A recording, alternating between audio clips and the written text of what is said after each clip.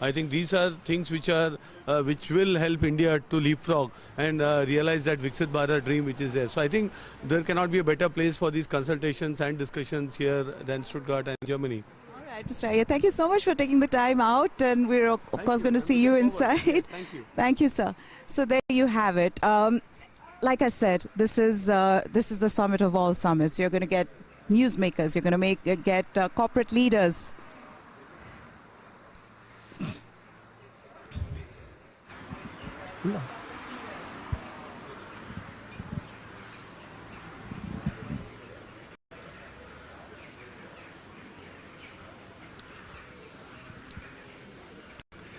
All right, thank you, Shweta, for that. We are at the iconic MHP Arena in Stuttgart. I have a very special man standing next to me. We have none other than Mr. Anand Ramamurthy, the Managing Director of Micron India. Anand, thank you so much for taking time out to be with us in person at the summit. All I can ask is this, have you ever heard of a global summit being held at this scale by an Indian media organization, right here in Stuttgart, in Germany? And what was it like when you first got the call to say that you have to be a part of it? No, wonderful. I think it's a good question to ask, Krishnan. So very intriguing. Amazing to see a TV channel setting up and being a very big part of a global summit here in very cold but beautiful Stuttgart. Germany is a country I've traveled quite a bit to. Always liked coming over here. It's the automotive capital in more ways than one. So actually excited to be here. Very excited. Excited to be here. Exciting times for the semiconductor industry as well. I mean, and India is like raring to go when it comes to getting that pole position as far as semiconductor business is concerned. You're very right. India has had a very long play in the semiconductor engineering space for over 3 decades now. But Micron made an announcement on starting manufacturing in Gujarat a year back, and now many more such announcements have come. So interesting time, because India has a unique combination of engineering, R&D, manufacturing and local consumption all kind of falling in place. And the Indian policy making is proving to be very, very sensitive to the needs of the industry. So I would say the planets are lining up. It's a wonderful time to do semiconductors in India.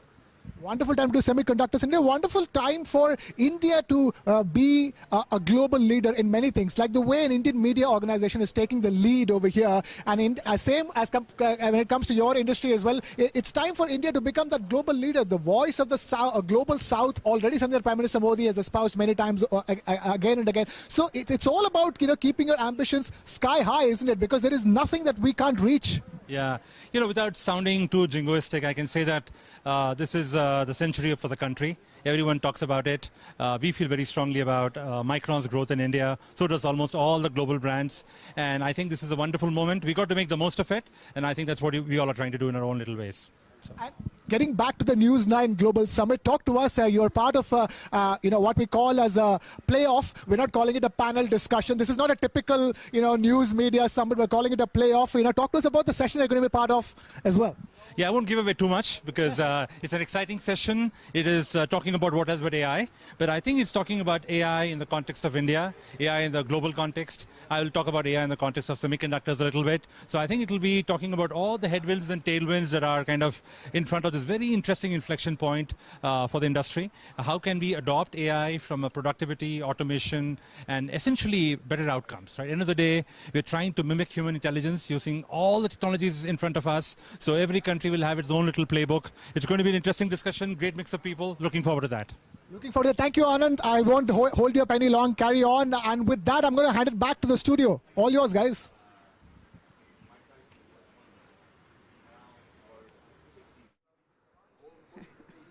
Thank you so much, Shweta. Yes, I have Mr. Shubhranshu Singh. He's the CMO Tata Motors. So thank you so much for taking the time out. First of all, it's freezing. Are you okay? Thank you, Maya. First of all, let me congratulate Network 9 for this wonderful organization of bringing so many people from Germany and India together. Yes, it is cold, but may I say all the warmth from the Network 9 family as well as from all the volunteers who are here has made it really worth the while. Thank you so much for that, sir. I've got to ask you, what are you looking forward to in the summit? And we've got a variety of topics from politics, to diplomacy. There's also a topic that I'm particularly looking forward to. How can we use sports as a soft power? But there are lots of things that we're going to be talking about. What's the one thing that you're looking forward to, sir? Well, you're absolutely right. It's a very engaging agenda. I am privileged to be on two panels. One where we are talking about the consumer journey west to east, and it's been beautifully termed Srinagar to Stuttgart. And the other one on how the automobile industry is at an inflection point and taking off. I think what's welcome about the agenda and the way it's been set is it's not taking a Western view into India or an Indian view of what the world is all about. It's truly about a confluence. And the fact that an Indian television network is doing it in Germany, bringing so many of the German industry leaders and government representatives here and making them meet likewise folks from India is, I think, a very heartening development. Mr. Singh, thank you so much for taking the time out. Thank you for coming here, contributing to this conclave in a way, and we're looking forward to the sessions that you're going to be on. Thank you, sir. Thank you, ma'am. All right, there you have it, Mr. Singh from Tata Motors. I can tell you one thing, Kabir and Shweta, it is freezing here, but we, like Mr. Singh was saying, the warmth here of the people that we've been meeting, the conversations that we've been having with everybody, it's quite something. And like Mr. Singh said, there's a lot to look forward to. There are two topics that I am particularly excited about. One is, of course, the panel that we have today, which is harnessing soft power, sports and entertainment, or Sportsainment we're calling it. And that's a topic that's close to my heart. And the other one, of course, is India as a footballing nation, the German template. What better way than to engage our Indian audiences and Indian football enthusiasts with people in Germany, with Germany being a footballing powerhouse. I think that's another session that I'm looking forward to, yes.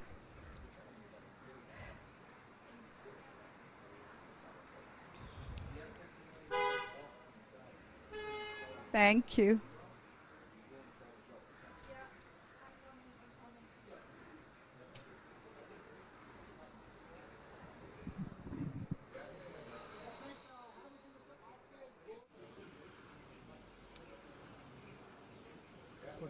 That's right. I have with me Mr. R.K. Goel of one of our co-sponsors or co-powered by this new summit, which is Kalyani Feresta. Mr. R.K. Goel, thank you so much for being with us, even as we kick off this summit.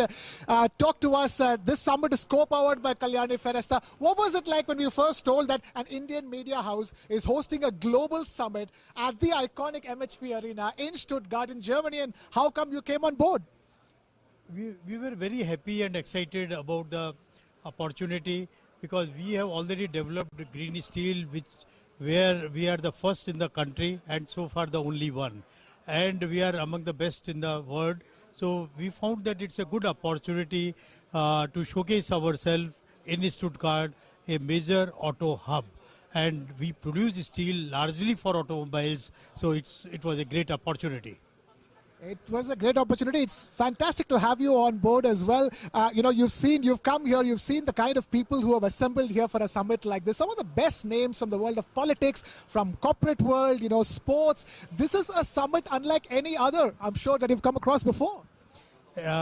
Definitely not, where the politics, business, a particular segment and sports, they are all together in one summit. This is for the first time I'm witnessing, and that's how it has become much more exciting, including all our potential customers. Right, and also this is a time when India is making a statement globally. This is an Indian media house making a statement globally. I'm sure you as a company harbored global ambitions for a very long time. So in that sense, this is India's time in the sun. Is India's global moment. Yes, definitely it's a global moment, and we are getting more and more recognition globally, including by Harvard Business School. They are writing a case study on our success story. That's right. No less than the Harvard Business School. Mr. R.K. Goel, thank you so much for being with us, for co-powering this summit. I don't want to hold you up anymore. Please continue with your engagements for the day, and we'll be bringing you more and more live updates. But for now, Mr. Goel, thank you so much for being with us. As you can see, this is a red carpet where the biggest of names from the world of business and politics. We have two senior Indian ministers at this summit, no less than Union Minister Shri Ashwini Vaishnav and Union Minister Jyotiraditya Scindia. That's the kind of names this News9 Global Summit has at this stage. And as you can see, this is a very, very cold time here in Stuttgart. Temperatures at 0 or minus, and yet the excitement, is only rising. It's hitting a fever pitch. So it's sort of keeping us warm, all the excitement around the News9 Global Summit. And we will be continuing to get you all the action from the red carpet right here. But for now, I'm handing it back to you guys in the studio, Shweta and Kabir.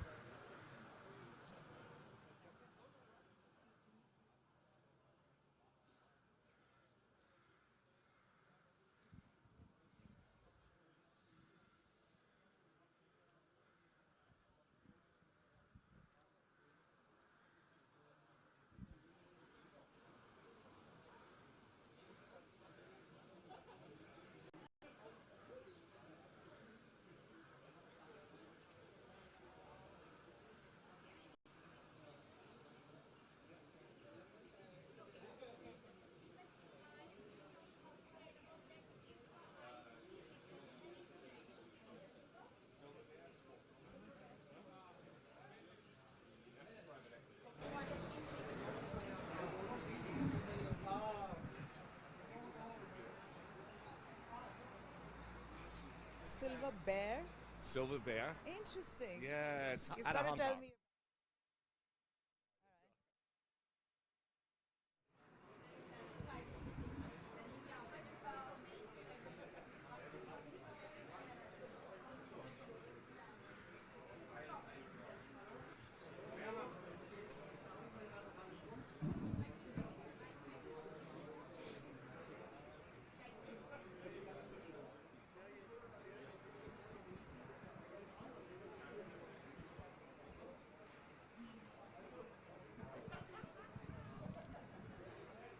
Did you land today or? I landed last night, so I came in from Italy, and then the rest of the guys came in from the UK today. So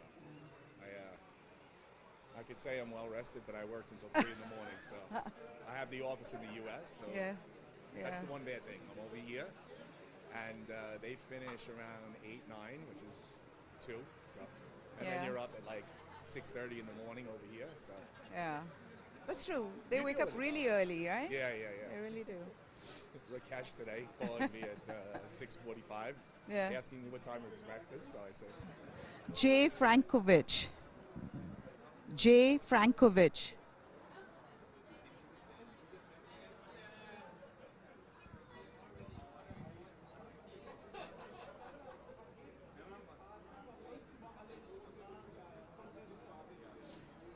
Oh, it's cold.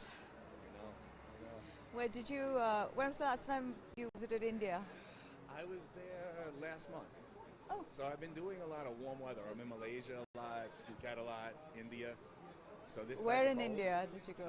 I was in Delhi to see the guys. Okay, that's where we're based out of. Yeah. So, I'm not liking the cold as much now. Now that I'm like, I grew up in New York, so I'm used to it. Yeah. But then when you like start working in places where it's always warm, you don't like the cold.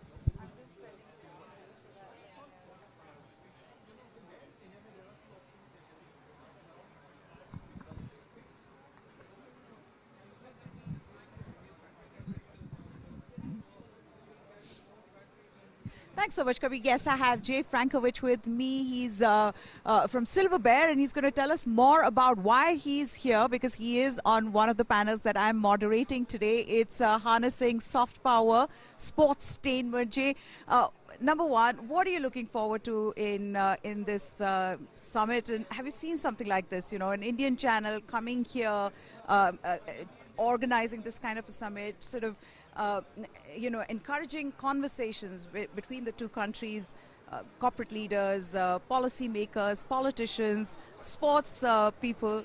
I mean, this is the exciting part of this, right? I haven't seen anything like this, but super interested to work with the guys over at TV9, and I think the opportunity is massive to build up from the foundation. Youth sports, the Tigers and Tigresses, is something I'm really excited about. And I think if you look at it in a whole, sports and entertainment, and combining the two, and what we have inside of India with 700 million people on the internet, and the 18 to 35-year-old demographic of content, I think there's a lot of opportunity for the sports and entertainment side in India to really flourish. So I'm going to, of course, be talking about this in detail with you when we have the session, but sportsainment being used as a soft power. What do you have to say about that? And I know nations are doing it now. We saw what Qatar did, with the World Cup. We've also seen, what with the Netflix bout between Mike Tyson and Jake Paul. What are you, when you look at this, sports and entertainment being used as soft power, is that something now that countries know is not just a buzzword, it's more than that, and they're using it to their advantage? I think you really have to connect with the fan base. And if you look at Dana White, for example, I watched UFC 309, and they said, Dana, how do you keep up the growth? I mean, you guys have grown tremendously. And he said, if you don't connect with content creators and you don't produce more content, then you die, right? And I think you have to really make an immersive world for the fan. Because just going to a game and it being over on Sunday and not talking about it Monday doesn't do anything. We're still talking about Jake Paul today, 5 days later. And if you look at it, I mean, the Super Bowl has 200 million people come in and watch it. Jake Paul did 125 million. So there you go. It's not a fad and it's not a buzzword. So it may not be the standard really of the fight, but it's just the involvement. How do you get audiences to come and watch it? And also the diversity, really. You were talking about how there are more women who watch that fight. Yeah, I think if you look at it, right, what it did for boxing, and not just women's boxing, but boxing in general. These two women put on one of the best fights that I've seen in the last 10 years.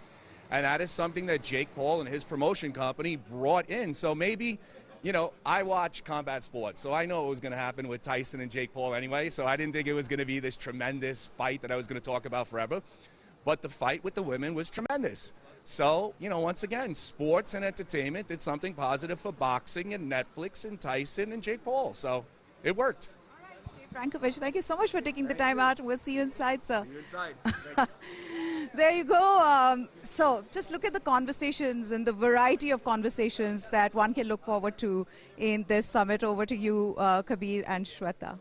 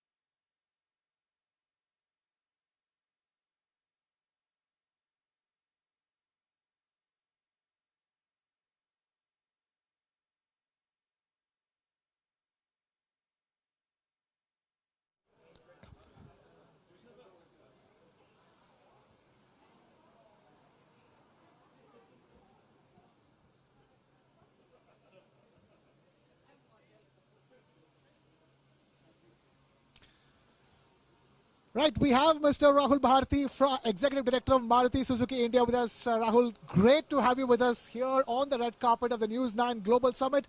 Talk to us, what was it like when you first got that call saying, an Indian media house is hosting a summit at this scale, a global summit. What was your reaction? Very proud of you, Krishna, and your entire team at TV9 for hosting a global summit. I believe the first of its time. And, increasingly the world is becoming an integrated stage as technology and as sustainability imperatives bring the world together.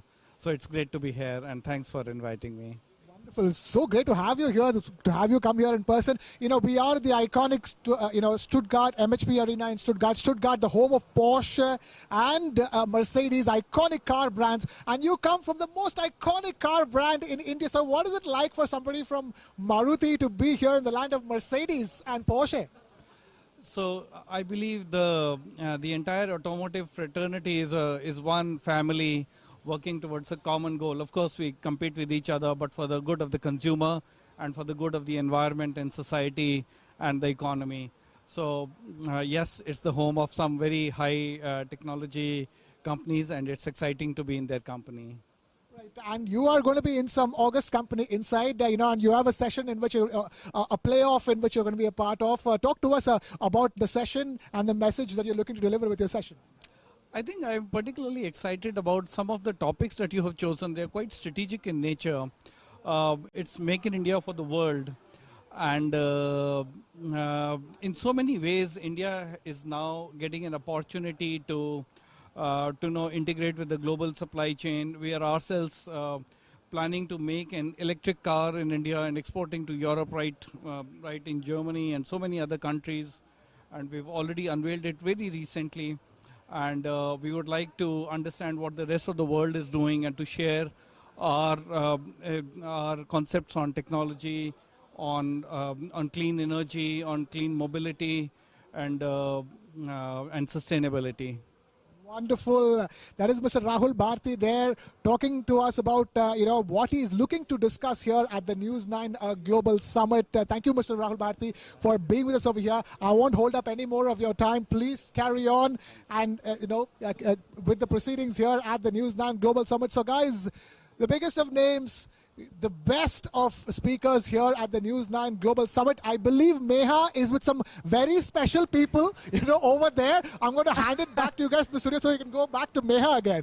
Meha, all yours.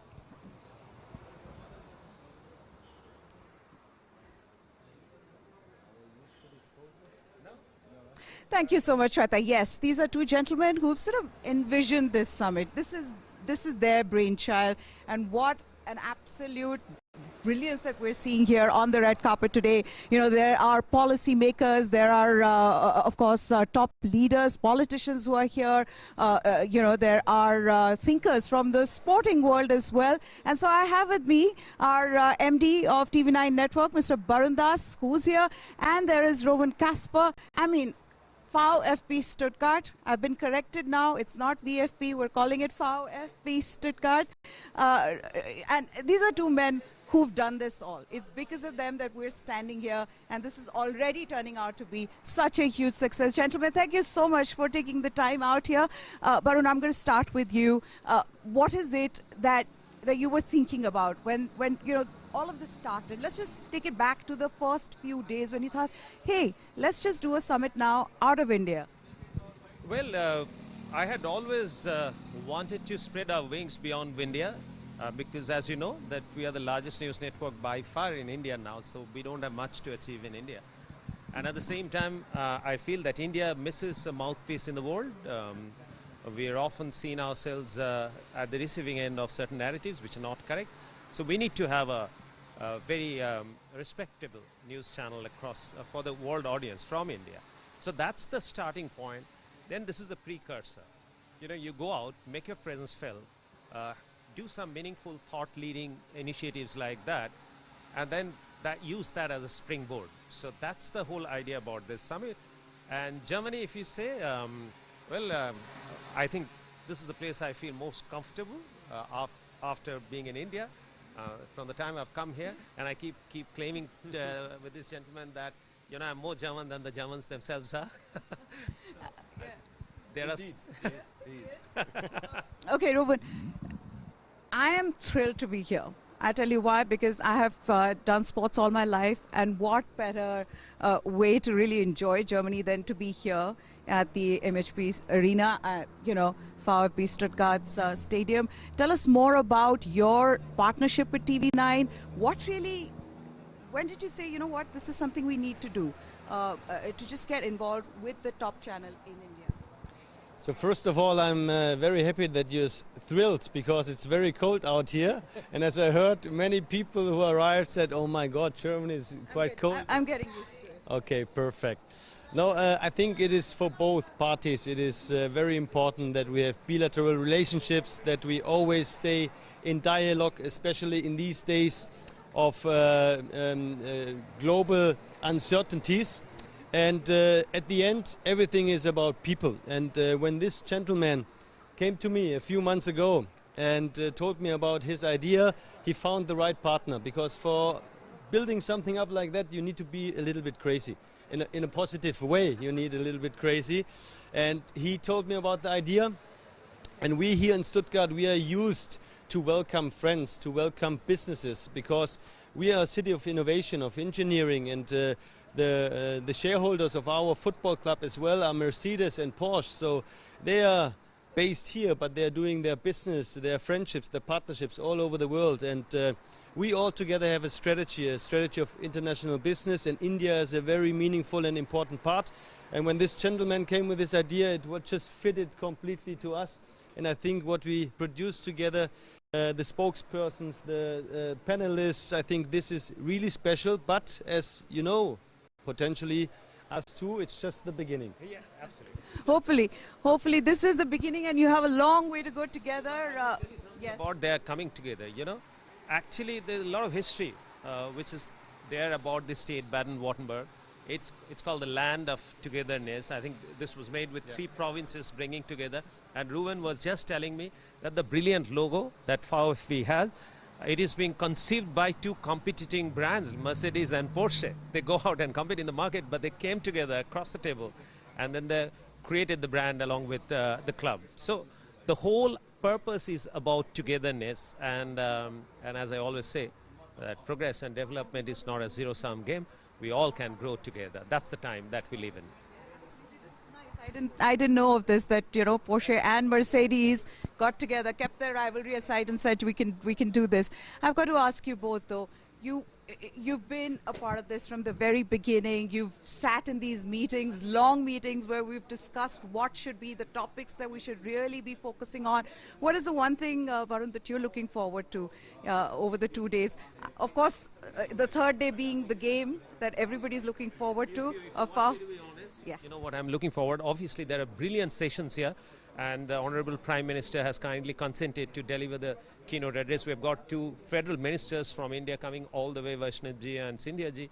We have the Minister President of Baden-Württemberg, Winfried Kretschmann, coming in. We have a federal minister, Ostdemir, Mr. Cem Ostdemir, coming. So it's a galaxy of speakers, policy makers, political leaders, business persons coming all the way from India. But if you ask me, I'm looking forward to the post-event success party tomorrow evening. I think you deserve it. You totally deserve it, because this is already turning out to be successful. We've had some wonderful interactions with, some of the top speakers who are going to be talking in this event. Ruben, what about you? I mean, of course, the topics are diverse. I mean, there's sports, there's politics, there's sports diplomacy. So much to talk about. What is the one thing you think that you're going to be interested in the most? So for me personally, the most interesting part is that I stand in front of interesting people and get inspired by the people. I think that's the main topic, because I love people and the interaction in between each other. And I think this gives all of us the power, the businesses, the politics. That's the most meaningful part for me. But for sure, I never heard a speech of your Prime Minister Modi there. The Germans I heard often. So I don't want to say that it's boring for me, but I think I get inspired from your Prime Minister and your federal ministers as well.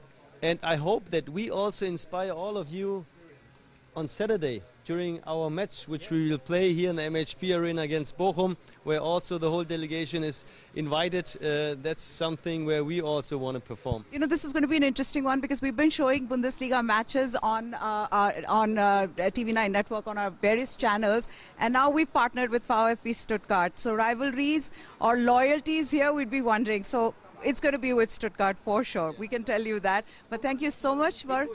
Wind up one last, I think you can take it as a common commitment from both of us that I think we will come back next year bigger, much bigger. We would like to use this brilliant stadium that has got 60,000 people. We should put up a show there where we will have 60,000 people coming in and cheering. Thank you. Yeah. And Varun's mind's always working. He's already thinking of the next big event, and I'm sure it is going to be that. Yes. For him and for me, always today was yesterday. But I don't know if it's the right time to talk about that. We haven't published yet our squad for Saturday, but Barun will also take the position of our striker. But if he does not shoot 2 goals, then we kick him out again. Varun, are you ready? Yeah. I just have to start putting on my boots once again after 30 years. I'm surely looking forward to this, but what a partnership this has been. You know, we talk about the Indo-German partnership. This is a start of something special here that you're seeing, and we're already talking about this being bigger, better, larger than life next year, and hopefully it'll be that way. Thank you so much, gentlemen, for joining here. Please do. That's it from us. Back to the studios. Guys, over to you.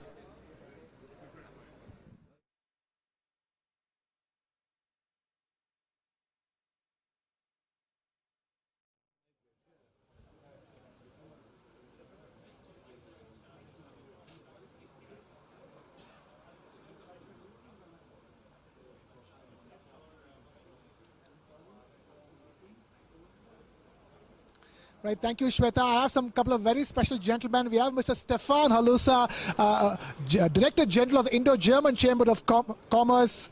All right, gentlemen, thank you. We have Mr. Stefan Halusa, Director General of Indo-German Chamber of Commerce, and Mr. Ajit Isaac, founder of QuestCorp. Thank you, gentlemen, for taking time out to be with us. I'm going to quickly ask Stefan, what a time it is for News9 Global Summit Germany edition, at a time when Indo-German collaboration is reaching new peaks at a governmental level. No, it's a perfect time. We just had the Asia Pacific conference 4 weeks back in Delhi, and I think it's a great continuation of the event, and great to be here and to be part of it.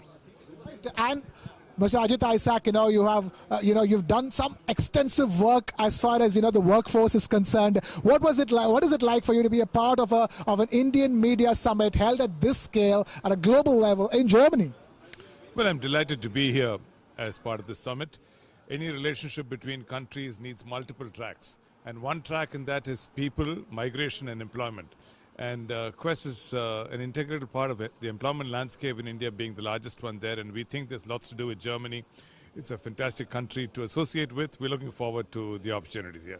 Right, fantastic. And this entire skill building is a very important part of the win-win that we're trying to strike between India and Germany, isn't it? The number of visas for skilled workers have been increased by the German government by 4 times now, roughly. So in that sense, this human-to-human exchange is as much a part of the India-Germany ties as much as anything else. Oh, absolutely, and this is exactly what we as a chamber are focusing on. We're bringing together the companies, we're bringing together the people, and this is what it should be, because at the end of the day, we want to develop new products, we want to be innovative, and it's the people who do it, so bringing them together, skilling them, training them in both places, that's one of the most important topics that we're dealing with. It's absolutely right, isn't it? It's a win-win for both Germany and India. Absolutely. I think at the top of the pyramid is when the government creates policy and an environment to facilitate all of these things, and which I think is happening. And then at the other level is awareness and the narrative being built around the opportunity that's being built, and that's where I think this summit will help. And at the bottom is execution, where corporations like us have to step up. So I think the pyramid is slowly getting built, and it's great to see it working at various levels. The only thing I have to ask you is that what was it like when you were told that an Indian media house is doing something like this? What was your instant reaction? What was your first thoughts? I was surprised, but then of course I was very happy that the first summit is in Germany, because again that helps us to build the bridges, and there's a strong focus now on the political side, government side, as well as the industry side and the companies. So again, I couldn't be happier to have it here today. And we could be happier to have you here with us, Mr. Stefan Halusa and Mr. Ajit Isaac. As you can see, these are the kind of dialogues, the win-wins we're trying to build here with the News9 Global Summit. I'm going to hand it back to you guys in the studio. All yours.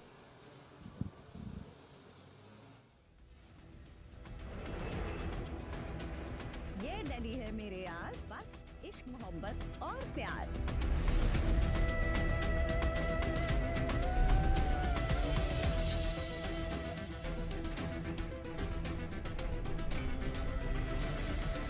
Which I have Florian Hassler, the State Secretary for Political Coordination and Europe in Baden-Württemberg. He's opened the state for us, guys. I mean, this. Thank you, sir, first of all, for doing this, for, making sure that the dream that Barun had, of hosting a summit like this at this magnitude here in Stuttgart, it has been, in a way, it has been facilitated by you. So thank you. Tell us, sir, what is it that you're looking forward to? What do you think this means in terms of, what we're trying to do with Indo-German relations? No, first of all, welcome to Stuttgart. Welcome to the state of Baden-Württemberg. We are so excited having this summit first time outside of India and then here in Stuttgart. And I think Stuttgart is the perfect location because our state of Baden-Württemberg is the powerhouse of Europe. It's the powerhouse of Germany. We have a big industry here. And we're looking very much to strengthen our relation to India. I mean, we have regional partnerships to Maharashtra, for example, to Pune. But now we are very happy to improve these partnerships and especially, our economic trade values. You talked about your special relationship with Maharashtra. Tell us a little bit more about that, because that's something that will also be a topic of discussion in this summit. Yeah. No, it's like a long-term standing partnership between Baden-Württemberg and Maharashtra. So, it starts with exchange from students. It starts with a lot of exchange of our companies. And also in the last year, on both ways, a lot of, skilled working experience exchange. So I think for us it's very useful to have this partnership. We had our Prime Minister in India just 2 years ago, of course, in Maharashtra. And one time of the year there's a big wine fest in Maharashtra, which is kind of like to bring our cultural exchange, cultural experience to India. I've also got to ask you, Indo-German relationships, this has really been the focus in the last year or so. We've got 2 union ministers coming and they're part of this summit. So there are going to be politicians, there are going to be policymakers, there are going to be market leaders, corporate honchos. There are going to be people from the world of sports as well. So this is really a very diverse summit where you've got people from all walks of life, which is another thing that I feel makes it special. What do you make of that we've got all these people together here? No, I think this is the perfect match. Also here in Stuttgart in this wonderful stadium, and I know there will be signed also a partnership between the team of VfB Stuttgart and the team from India. So I think cooperation, it's not only about politics, not only about economies, it's also about culture, about sport, about music, about arts. And I think this is a good opportunity to bring together, India and Germany in different ways. Thank you so much, Mr. Hassler, for taking the time out, and we'll see you inside, sir. Thank you. All right, there you have it, Mr. Hassler. He is, he's the one who's really sort of opened up the state of Baden-Württemberg for us. It was wonderful to have him. We are going to just toss it back to the studio, but I have more guests who are coming in, so please do come right back.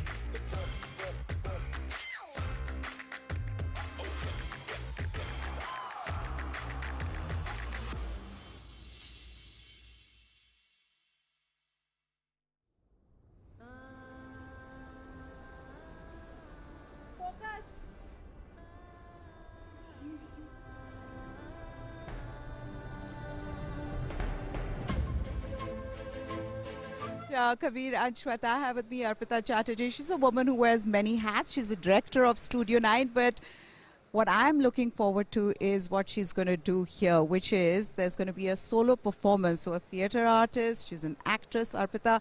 A solo performance is one thing, but to be able to do it for an hour and a half or something where you're going to be singing in different languages, acting, tell us more about what one can expect. I'm really excited to be here. I'm sure that this TV9 Network is creating a historical moment in media industry, in Indian media industry for sure. And I'm really privileged to be part of this grand endeavor of TV9. Yes, my name is Jan. That's the play. It's a musical solo play. It is based on the life of Gauhar Jan, the first gramophone voice of India. Yeah, in that play I act, I dance, I sing, I do everything. But here I'm also performing tomorrow. But that's not the full play. That's all the songs I'm going to sing and a little bit of performance. So you can say that it is a rendition of the musical part precisely. Can I tell you something? I have heard rave reviews about My Name is Jan. I heard Mr. Anupam Kher talk about it. He'd gone to watch it in Mumbai and he said it was fantastic.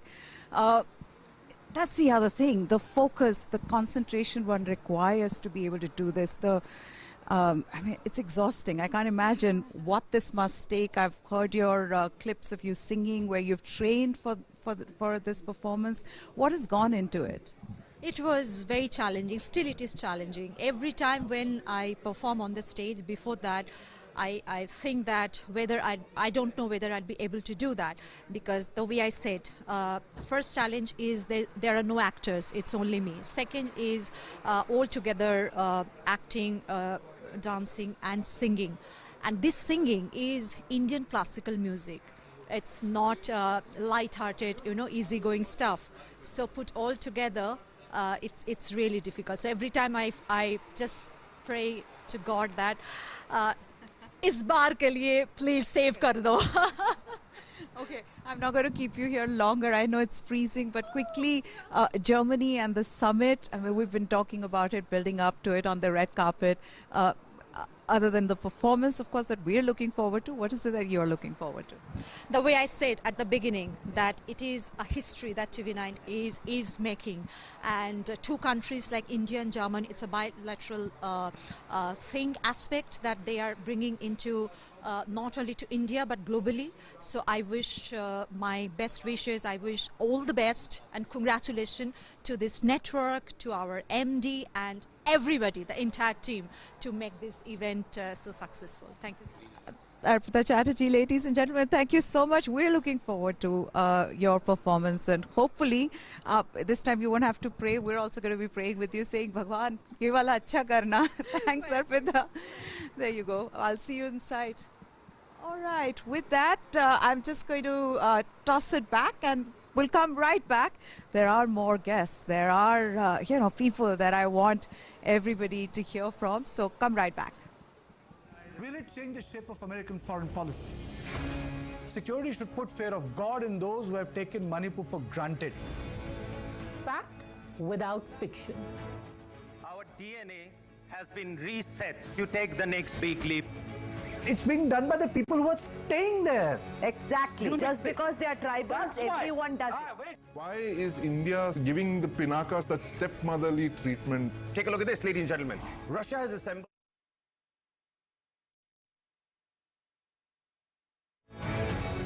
For India, expects. Canada is back. Try and look at the sources. And it also sends a message. We have reached the first village of India. We have made content out of news. I would not call it a change. I would call it metamorphosis.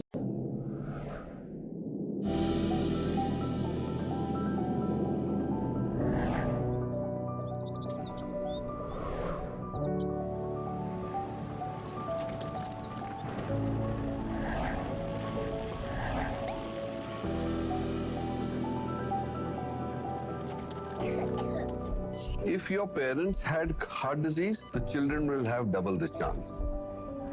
I, as a Nepali, could thrive in India. They are spiritually connected with the Indian subcontinent. Kids want to see sixes hit, things happen rapidly. To be able to spend time with people who were almost like family. Is where all the legends are. Large sums of wealth are taken from a defeated city by force at the point of abandonment.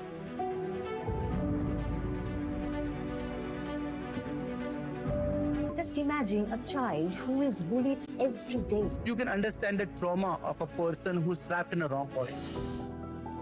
I am Deep Kalra. Sakshi Vij, Prashant Tandon, Deep Bajaj. Kanika Tekriwal, Pramod Bhasi. And this is my art of winning. This is your time. You will make it for us. A winner is first born in their mind.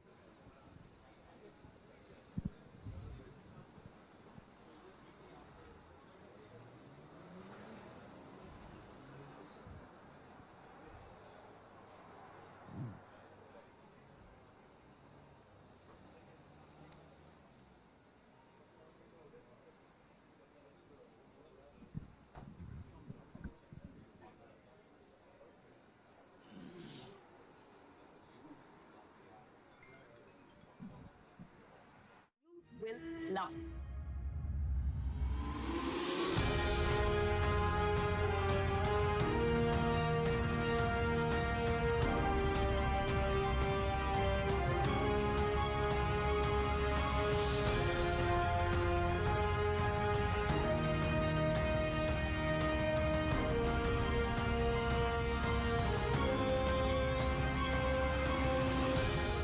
There is a reasonably good chance for India to emerge as a Vishwa Guru. Reforms that it has carried out will pay it rich dividend in the coming years.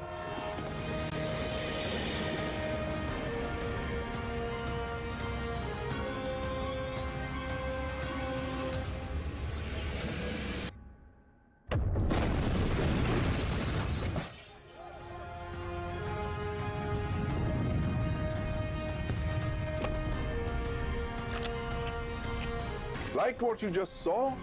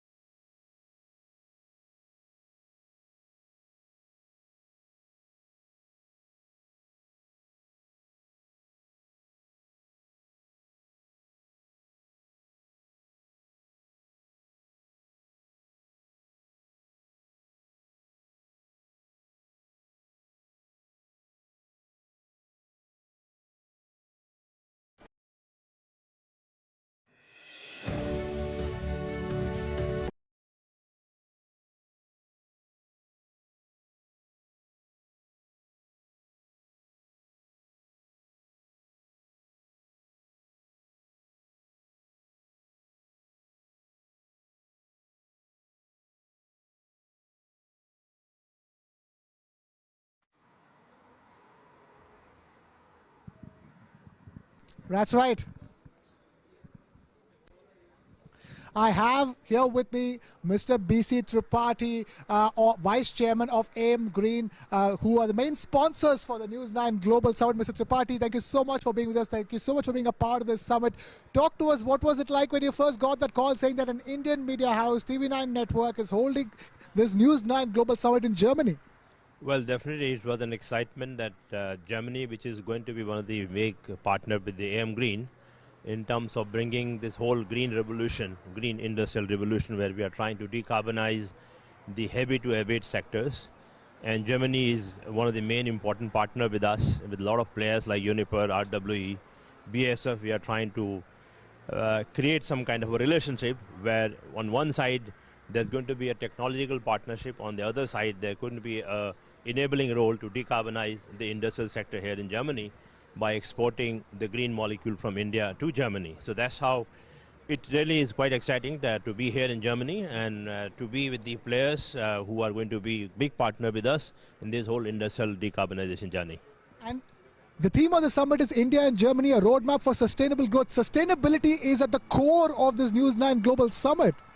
So if you look at the Greenco in the initial stage, Greenco is trying to provide a platform where you want to integrate more and more renewable energy on demand and is trying to improve the quality of renewable power.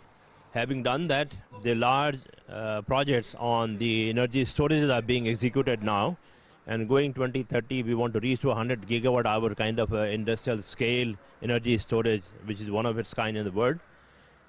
Now next, the AM Green platform is basically going to focus on how do you produce green molecules starting from hydrogen, ammonia, methanol, sustainable aviation fuel.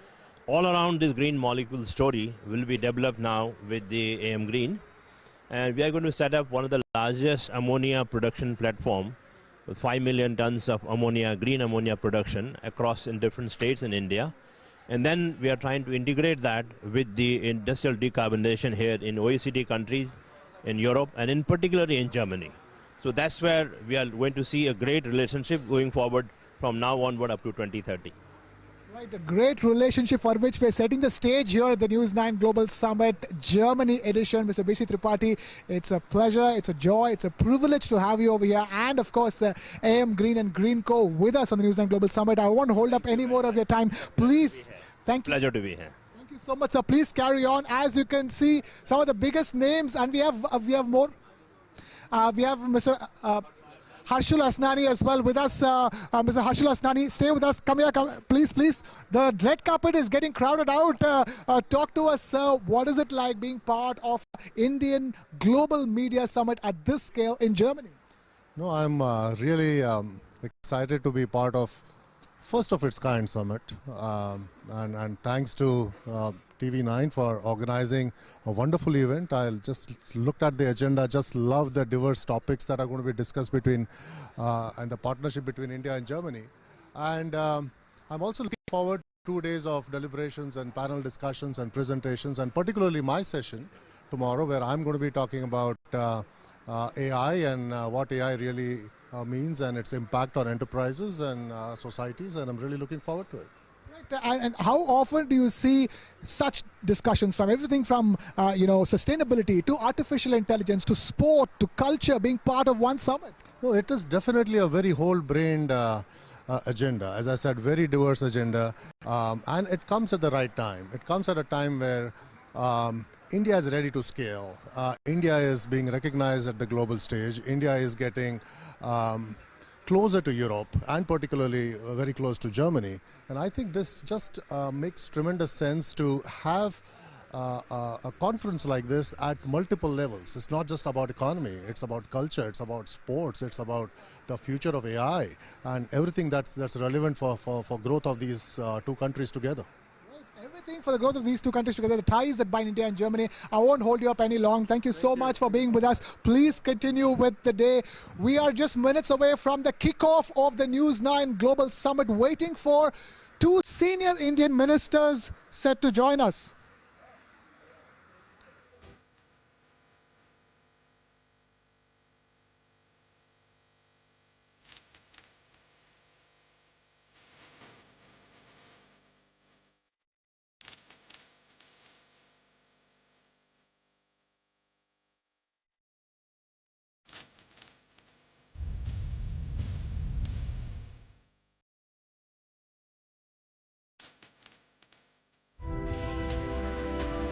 The beauty of Mother Nature is cherished by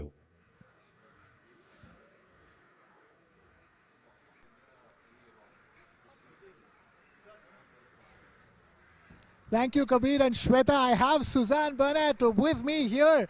And quickly, before we go to any further, we have Minister Ashwini Vaishnav also just coming up. Suzanne, quickly talk to us. What is it like being part of News9 Global Summit?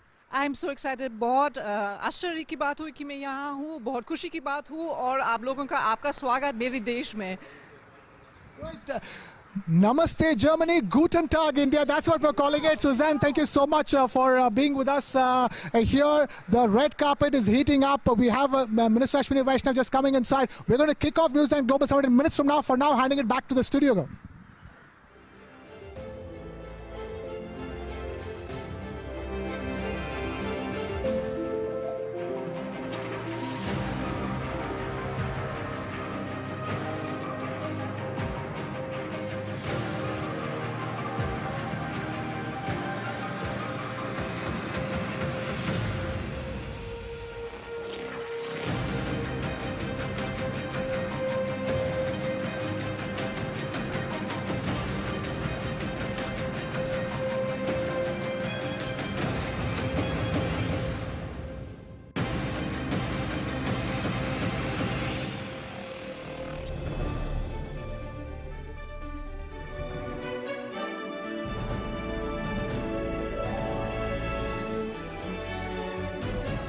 Shweta, for that, none other than Union Minister Mr. Ashwini Vaishnav with us here in Stuttgart in Germany for the News9 Global Summit. Sir, thank you so much. You're a very busy man. Thank you so much for taking time out to be with us. I've been asking everybody this, and I have to ask you this. What is it like when you were told that, you know, it's going to be a global summit but by an Indian media organization in Germany? What was the first thoughts in your head? Very much in tune with the way our country is growing, and TV9 has done a very good job by creating this global event. And sir, you are going to be delivering a ministerial address over here. The theme of the summit is India and Germany, a sustainable roadmap for growth. It is coming on the heels of India-Germany ties being taken to the next level by Prime Minister Modi. Certainly, yes. There are so many points where the interests of both the countries converge. We have shared values, and I'm sure this will be a very good journey ahead. And in fact, you know, all the ministerial portfolios you hold have great synergies with Germany, doesn't it? Yes, of course. Today I visited the Operation Control Center of Deutsche Bahn and traveled by the train. I think there are many things in terms of semiconductor manufacturing. We had very good discussions with Infineon. So there are a lot more things that we can do together. Right. And sustainability is at the core of it all, isn't it? It is, of course. And good thing is that India has close to 45% of its power generation capacity from green sources, and that's the way the world is moving. And also the people-to-people connect between India and Germany, because, you know, you just seen the number of skilled worker visas being tripled to, you know, made 4 times. Yeah. Recently we had the intergovernmental consultations, and one of the major outcomes is skill and talent. Thank you. Thank you so much, sir. I won't hold you up any longer. That is no less than the Union Minister, Mr. Ashwini Vaishnav, right here at the News9 Global Summit, which is set to kick off minutes from now. Handing it back to you guys in the studio. Take up a task depending on your luck. You talk of Indian cuisine and you think of kebabs. And you think of Indian kebabs and you think of gur tikka masala. There is art, there is culture. Honestly, I'm in love with this place. I'm Natansha Vola and I travel for a living. Ladies and gentlemen, boys and girls, put on your aprons and grab your popcorn. I'm Chef Kunal Kapoor, और हाँ, मैं हूँ filmmaker. I'm excited to bring you the most masaledar cuisine inspired by our favorite chatpati Bollywood movies. ये दिल्ली है मेरे यार, बस इश्क मोहब्बत और प्यार.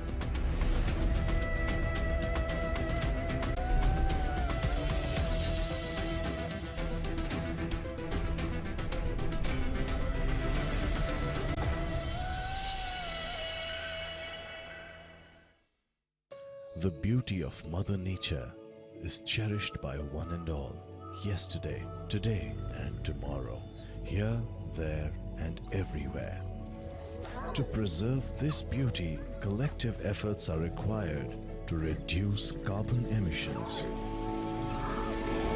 We are contributing our bit by changing the way we make steel. Kalyani Foresta, steel for a greener planet.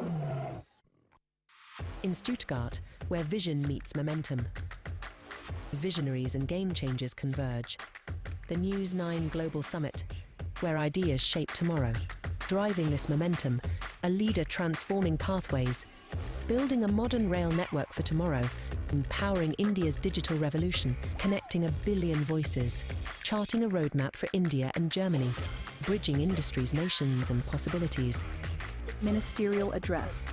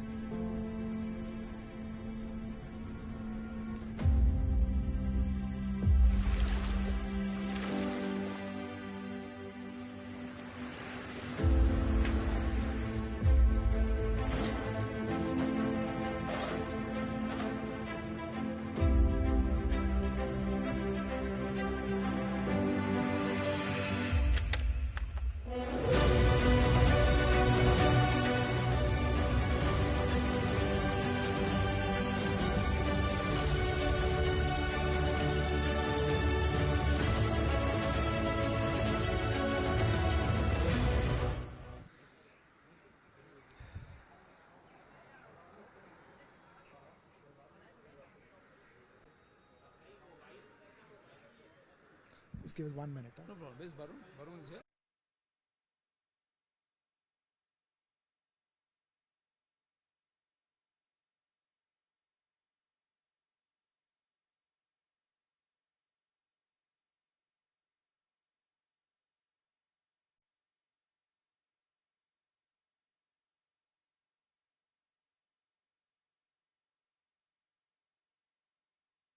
Progress.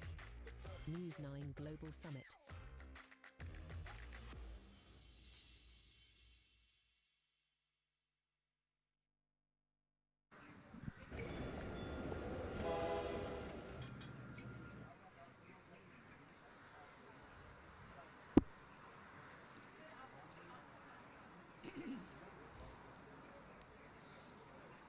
Thank you, guys. We have none other than Mr. Sanjay Nair, who is the president of ASSOCHAM, with us over here. Sanjay, talk to us. What is it like being here, being on the red carpet of the News9 Global Summit? Well, I think it feels exciting. It is very, very cold. Yeah, I think it's a fantastic initiative what you guys are trying to pull together between India, Germany. You know, I'm sure there will be exciting sessions. I'm looking forward to active participation. And I think, you know, we both countries, and I would say the two continents, we sort of need each other as well. And what a time to have a global summit in Germany. India-Germany ties are moving from strength to strength. You had no less than Mr. Olaf Scholz arriving in India just a month ago. And now we have the News9 Global Summit Germany edition. And the range of issues in which India and Germany can cooperate, from sustainability to artificial intelligence to people connect, so much. I think that's right. I mean, I was just reading up a little bit. I think this economy will be short of talent and people, just for the aging population. And what better, I would say, factory of intelligent, well-qualified engineers and healthcare people than coming from India. So I think that is one big add we can give Germany. But I think, you know, India needs both capital and technology. I mean, let's face it, to get to the Viksit Bharat thing, it's not just going to happen. You need a lot of technology, you need a lot of capital. And frankly, there's no better place than Germany to give that to us, right? Also, manufacturing. The number of companies here whose supply chain could be located in India. SMEs here are not SMEs like we define them. And I was just in Switzerland, and if you look at the SMEs there, $250 million in size, $500 million, want to locate to India, want to manufacture in India. Not really small and medium, is it? Yeah, and you know, and they want to manufacture in India, and for the world. So I think it's a fantastic idea if we get this right. And I'm assuming News9 Global Summit is a good way to get this started. Absolutely, couldn't agree more with you. We're just happy to have you over here.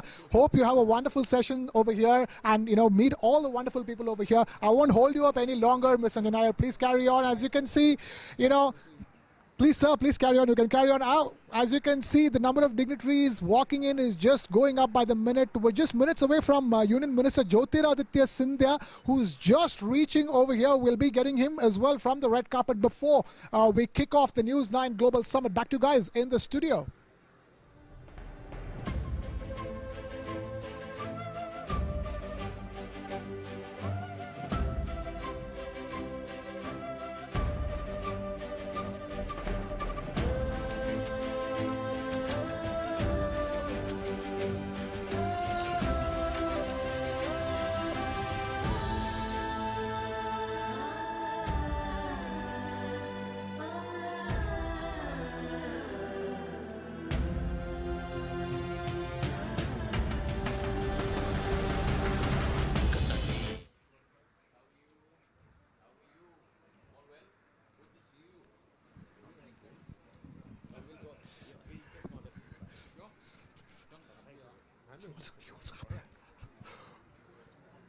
That's right.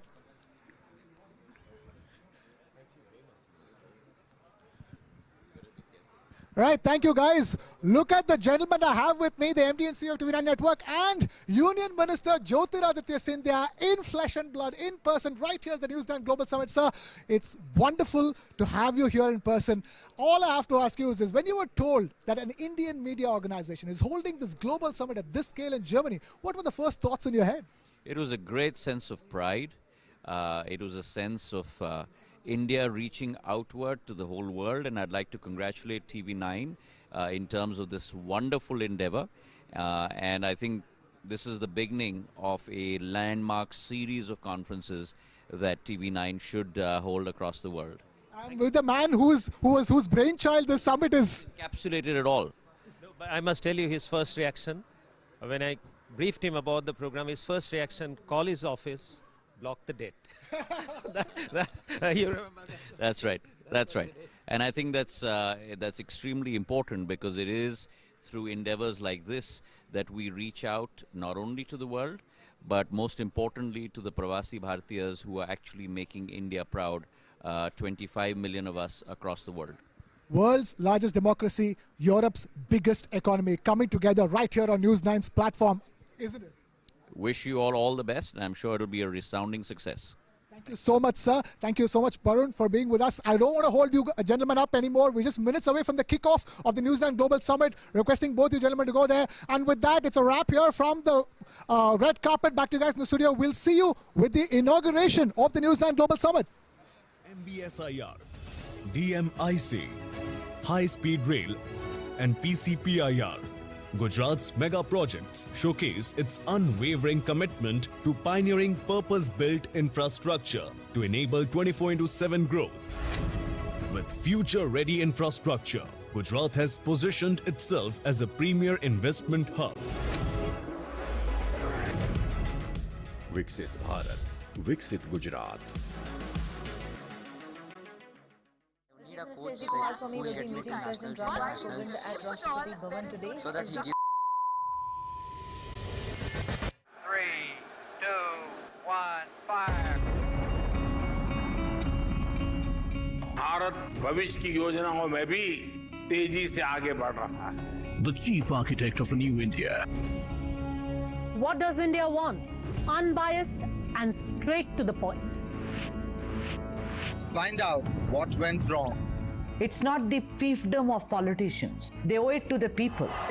We made history for a reason tonight. Will it change the shape of American foreign policy? Security should put fear of God in those who have taken Manipur for granted. Fact without fiction. Our DNA has been reset to take the next big leap.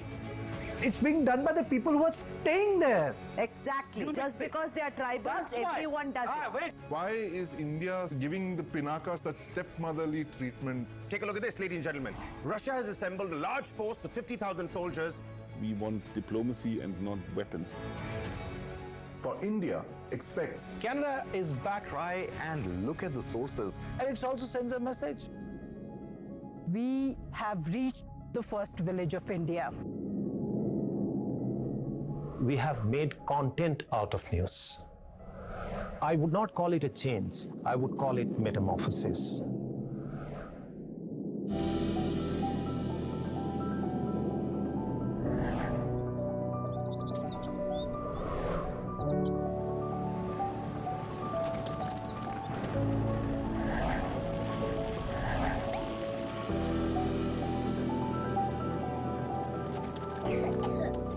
If your parents had heart disease, the children will have double the chance. I, as a Nepali, could thrive in India. They are spiritually connected with the Indian subcontinent. Kids want to see sixes hit, things happen rapidly. To be able to spend time with people who were almost like family is where all the legends are. Large sums of wealth are taken from a defeated city by force at the point of a bayonet.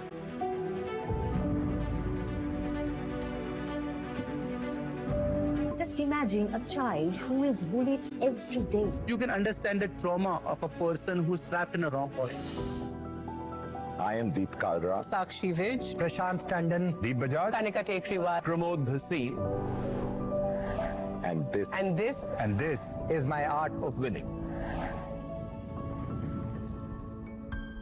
This is your time. You will make it for us. A winner is first born in their mind. we all deserve what we get. I enjoyed conversations like this. It was a very knowledgeable conversation. This is a very new format.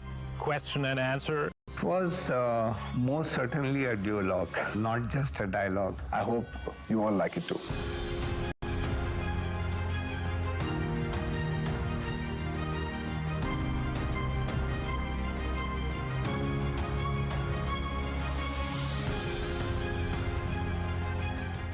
You will love.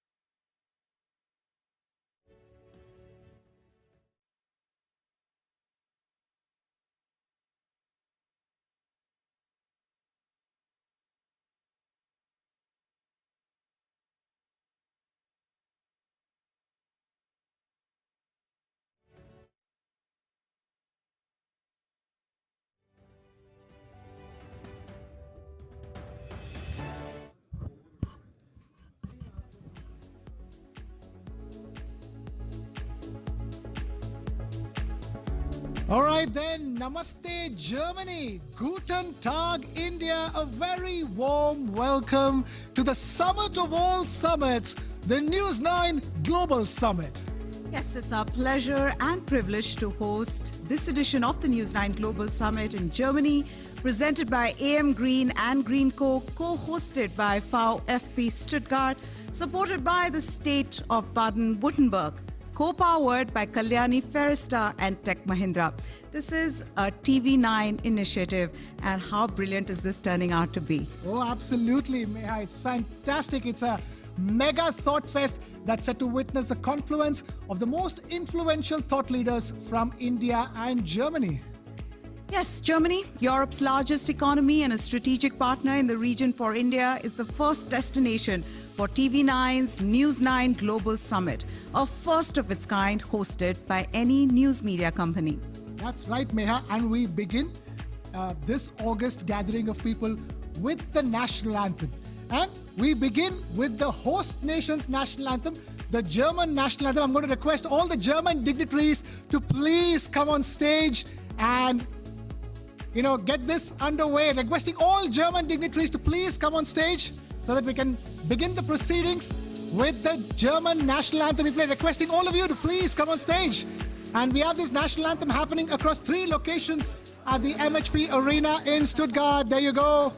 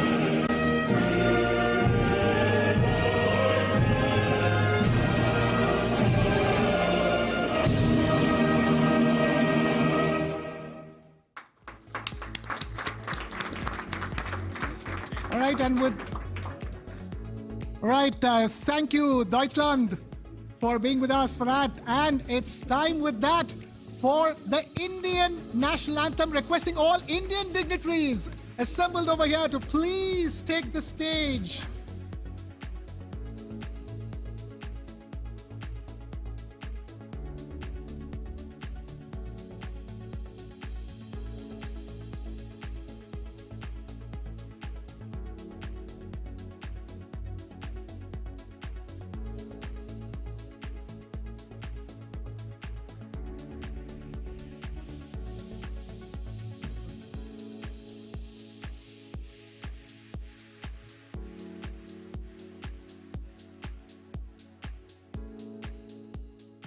जन मन अधिनायक जय हे भारत भाग्य विधाता पंजाब सिंधु गुजरात मराठा द्राविड़ उत्कल गंगा विंध्य हिमाचल यमुना गंगा उच्छल जलधि तरंगा तब शुभ नामे जागे तब शुभ आशीष मांगे गाहे तब जय गाथा जन गण मंगल दायक जय हे भारत भाग्य विधाता जय हे जय हे जय हे जय जय जय जय हे।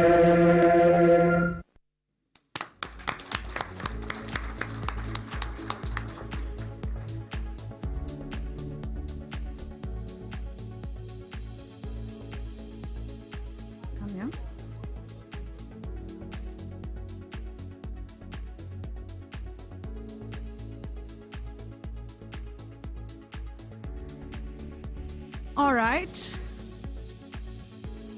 Please kindly settle down so that we can get the proceedings started.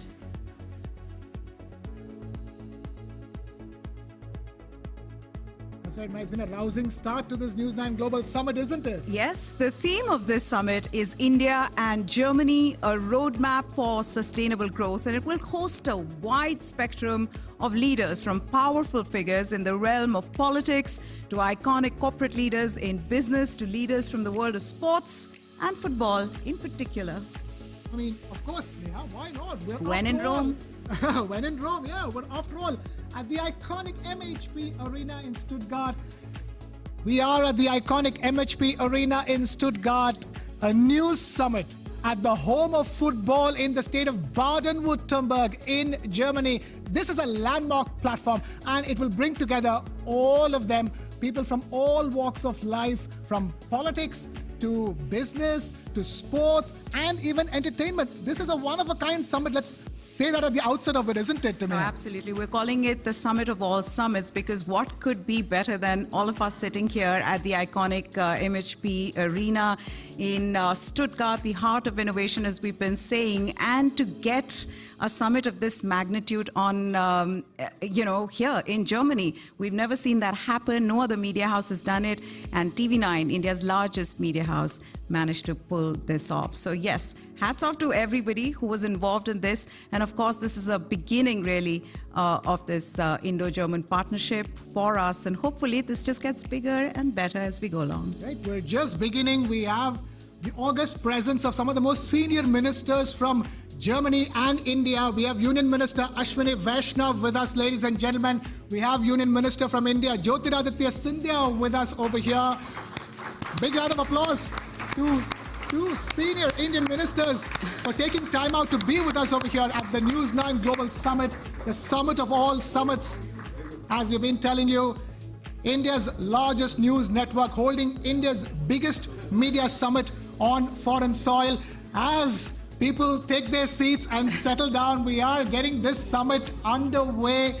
And, it is a moment like no other, Meha, because usually these things happen at very staid, straight-jacketed, events kind of stuff. This is nothing like that, is it? Yeah, I think what stands out over the next 3 days would be the diverse conversations, dialogues that we will have with each other. We've got some very interesting panels for you. I mean, from sports to politics. There's one that I'm particularly excited about, sports diplomacy, and how sports and entertainment can be used as a soft power. There's, of course, then India's growth as a footballing nation, in Stuttgart. That's the best for, football and Germany, so closely linked with football being, religion for the Germans, just like cricket is for India. So a lot to look forward to, really. A lot to look forward to, and sustainability is the core of it all. And it is a 3-day summit that also has a one-of-a-kind cultural Indian performance. We'll not tell you more about it.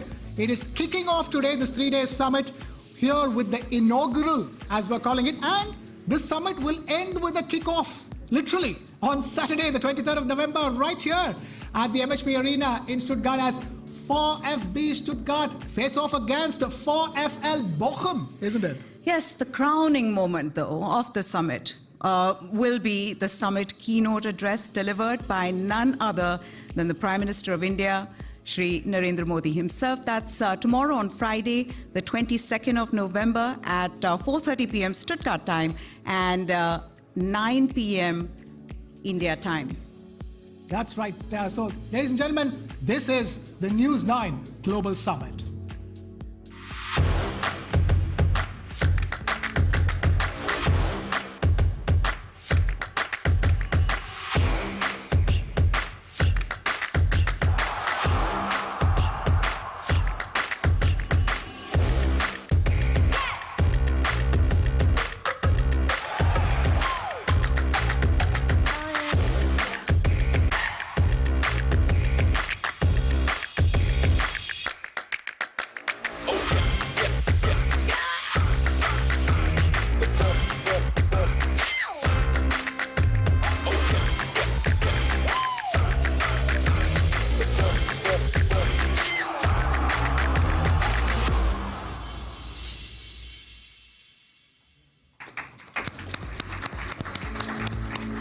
That's right. That is a snapshot of what the summit is all about with, of course, as Meha was talking about, the summit keynote address by none other than the Prime Minister of India himself, Shri Narendra Modi. Even as we await that summit keynote address by PM Modi, we have some senior Indian ministers amongst us who will be delivering their ministerial addresses. Union Minister for Railways, Information and Broadcasting and Electronics and IT, Mr. Ashwini Vaishnav, and Union Minister for Communications and Development of Northeast Region, Mr. Jyotiraditya Scindia. And from Germany, we have Minister President of Baden-Württemberg, Mr. Winfried Kretschmann, and the State Secretary for Political Coordination and Europe in Baden-Württemberg, Mr. Florian Hassler.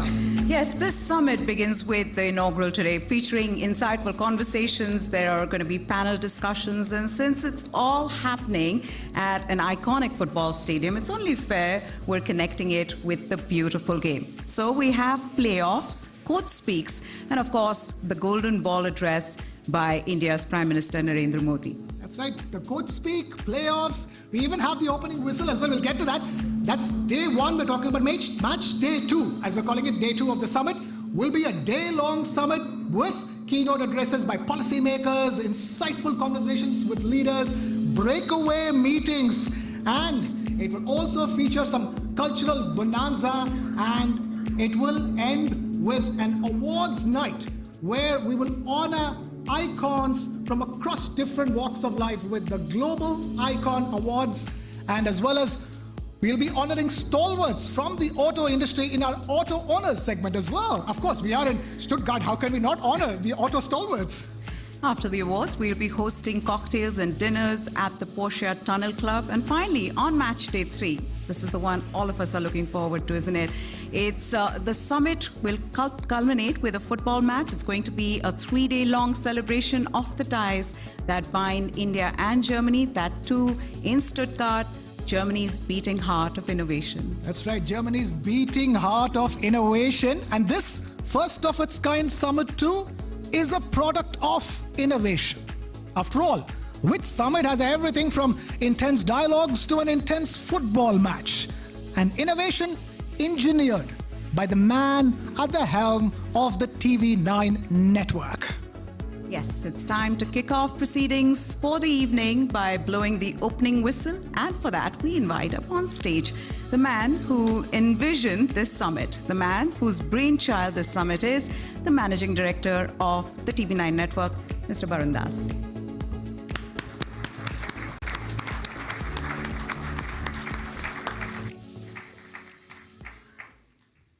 Thank you, Meha. Thank you, Krishna. Namaste, Germany. Guten Abend, India.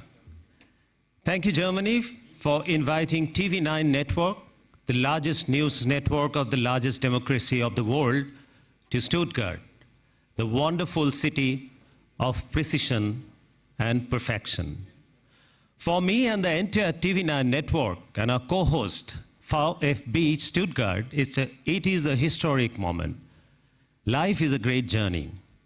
I have often said to my family and friends that if I have to settle down to live in any other country other than India, Germany it would be. It is perhaps not without reasons. I come from the land of Nobel laureate Rabindranath Tagore, a household name in Germany. Tagore visited Germany in 1921, 26, and 1930. Martin Kampmann, a German author who has translated Tagore's work, puts the scholar in context. To quote Mr. Kampmann, wherever he spoke, the halls were packed. The newspapers reported scuffles and regular fights by people who were refused entry. The local media hailed the Indian poet as a wise man from the East and a mystic and a messiah. Now that was a century ago. As serendipity would have it, here I'm standing before you to welcome you all to the first ever news media summit of this scale at a global venue. And Stuttgart, Germany, it is. What a great feeling to be in the capital of innovation, to engineer a new media template, to foster growth and contribute to bilateral ties. Singing together the national anthems of Germany and India is a moment that I'll cherish forever. Besides the Tego Connect, I'm also amazed at the language bond between Sanskrit, India's oldest language, and German, and Henrik Roth, the first ever German who mastered Sanskrit, traveled to India and got mesmerized with the mysteries of Indian culture. Friedrich Schlegel and August Schlegel were Indologists who deeply researched the intricacies behind the fascinating language of Sanskrit. Now, Sanskrit is being taught in all the top universities in Germany. It is such a core DNA match that binds India and Germany like no one else.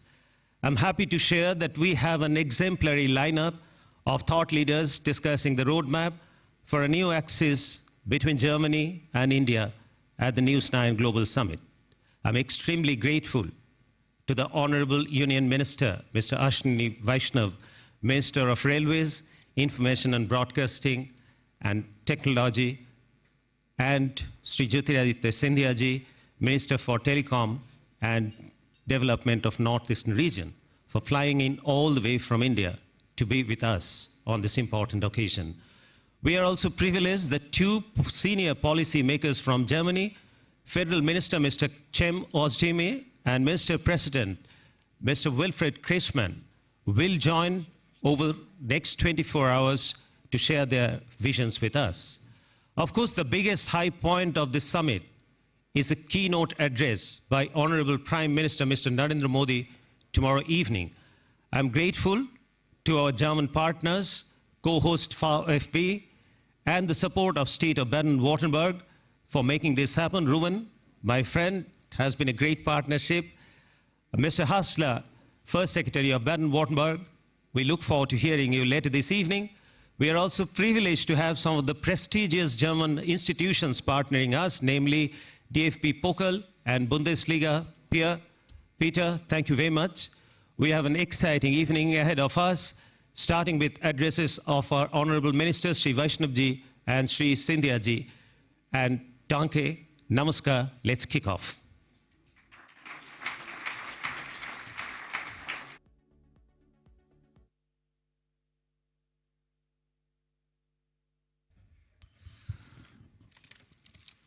All right, thank you, Mr. Barun Das, for that address. Your words have just set the right tone for the summit, isn't it, Meha? Yes. Now please join me in inviting Mr. Ruven Kasper, Chief Marketing and Sales Officer and Board Member of VfB Stuttgart, to deliver the welcome address, India, Germany, Business and Beyond. Mr. Kasper, the stage is yours, sir.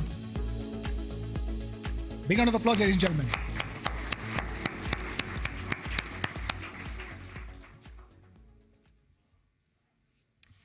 Namaste, ladies and gentlemen, our honored guests, our Excellency Minister Scindia, our Excellency Minister Vaishnav, my dear friend Barun Das, my dear friend Florian Hassler, and esteemed partners from India and Germany.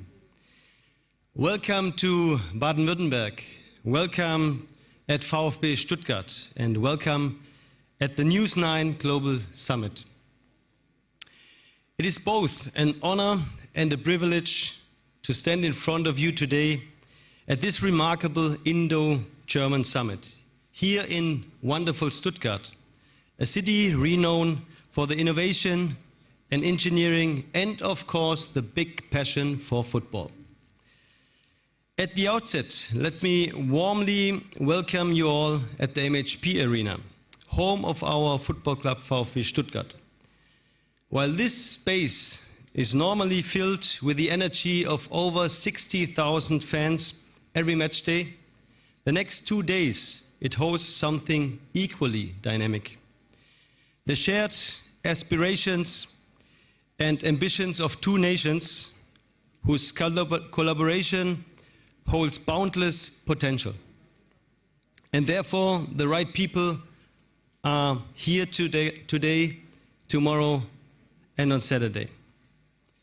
The theme, India-Germany, business and beyond, could not be more timely of relevance than these days of geopolitical uncertainties. Over the years, India and Germany have built an enduring partnership that extends far beyond trade. It's a relationship rooted on shared values: innovation, sustainability, development for society, and the desire to make a meaningful global impact. From Berlin to Delhi and from Stuttgart to Mumbai, our businesses and institutions are crafting solutions that define and are important for the future. Be it through groundbreaking advancements in green technology, the ever-expanding digital landscape, and endless potential of AI, next level of manufacturing and trade business, or the collaboration in sports and culture. We are proving that the fusion of Indian ingenuity and German precision creates a partnership like no other. As board member and chief marketing officer of VfB Stuttgart, I have witnessed firsthand how collaboration is not just about transactions and ideas. It is about relationships and people. Many people will ask themselves why we as a football club engage so deeply into a global summit and bilateral relations with India. The answer is because we are more than just a football club. We are a strong platform, bringing networks together and being an engine for culture and business for the region and beyond. And because we know how strong sports can build bridges between people, states, and businesses. That football, much like business, goes beyond borders. It brings together people of diverse cultures, unites them with shared goals, and fosters a sense of community. Similarly, the Indo-German partnership is not just about profit margins. It's about progress that uplifts societies on both sides. And because in Stuttgart we believe in India and the potential of the Indo-German relationship, the next 2 days, as we engage in meaningful dialogue, I encourage all of us to think beyond industries, beyond innovation, beyond religious and cultural borders. Let us explore how we can together weave deeper bonds that touch education, R&D, sustainability, and cultural exchange. Because our true success will be measured not just in economic milestones, but in the bridge we build between people. In closing, I extend my deepest gratitude to the organizers, especially Barun Das from TV9, and my dear friend Florian Hassler, Secretary of the State, to all leaders, visionaries, sponsors and partners who have made this summit together with us possible. Together, let us chart a future that celebrates our shared strength and seizes the immense opportunity that lie ahead of us. Thank you very much for coming to Stuttgart, and welcome once again to our wonderful MHP arena. Let us make this summit a testament of the power of collaboration and a brighter future. Vielen Dank, Dan Yavat, and thank you.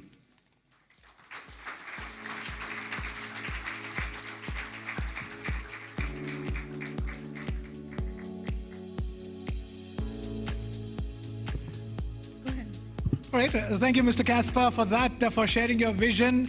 It's a time now to invite Mr. Florian Hassler, the State Secretary for Political Coordination in Europe in the state of Baden-Württemberg, who will deliver the state welcome address. Mr. Hassler, we can't wait to hear your thoughts. All yours.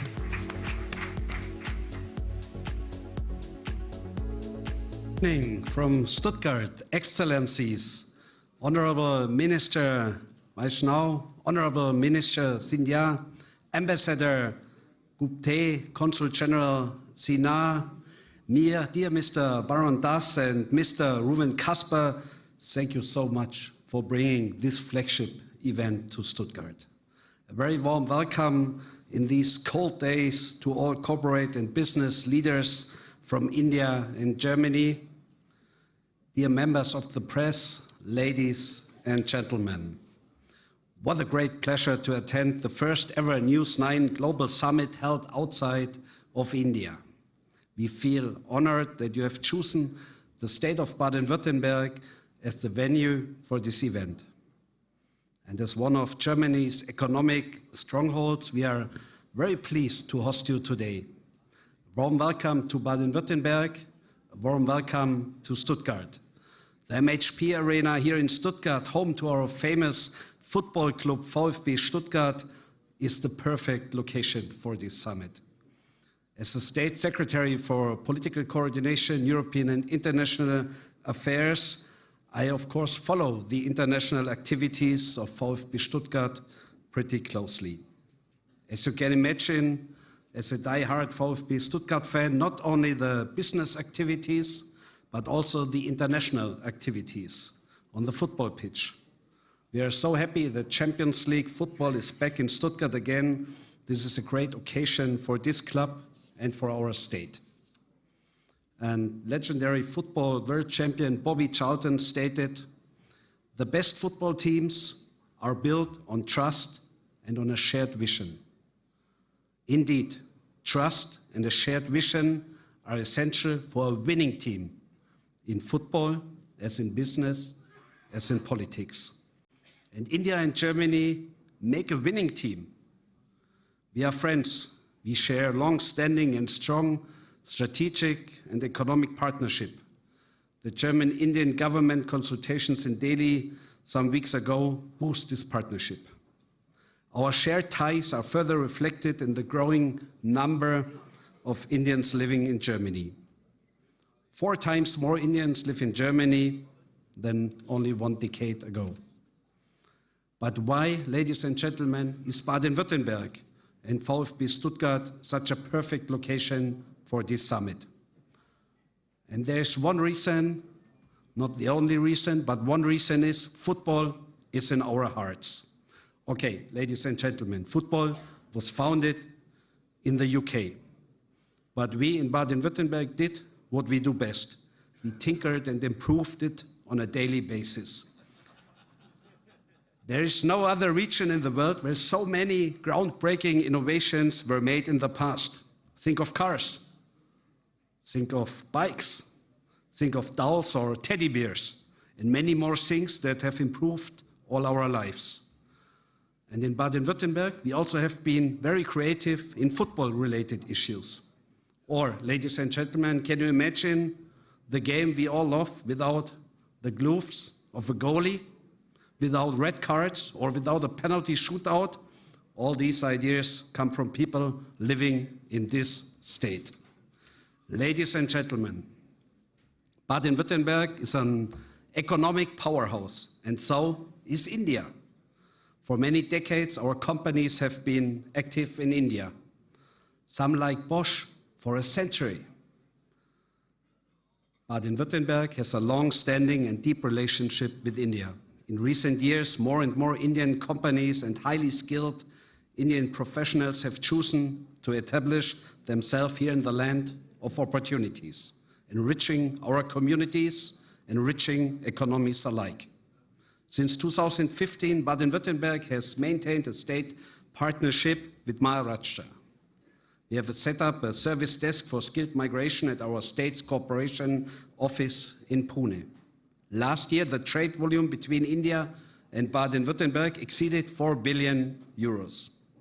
Of the nearly 500 partnerships between German and Indian universities and institutions, over 90 are based here in Baden-Württemberg. Ladies and gentlemen, we are meeting today around the topic of India, Germany, a roadmap for sustainable growth.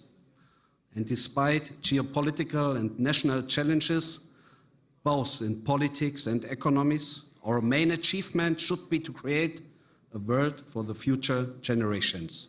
And I'm delighted to see such a distinguished audience from both India and Germany. And I look forward to all exciting speakers and issues today.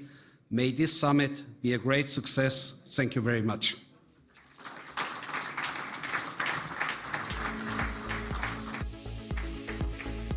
So, this way, sir. Stay on stage.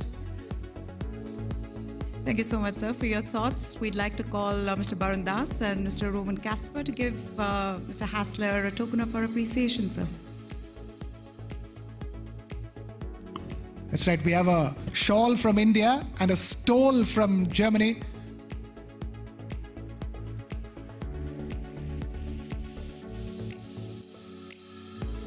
Requesting the shawl and stole to be brought on stage.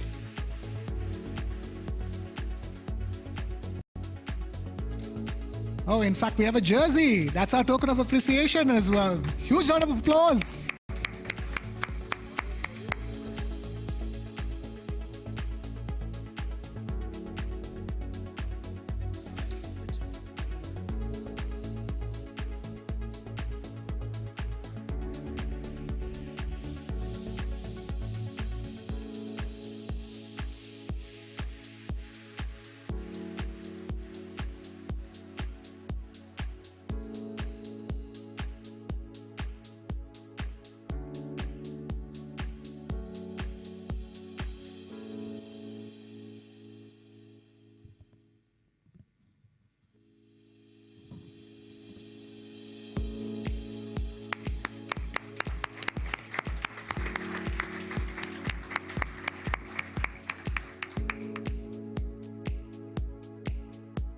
Thank you. Thank you so much for that.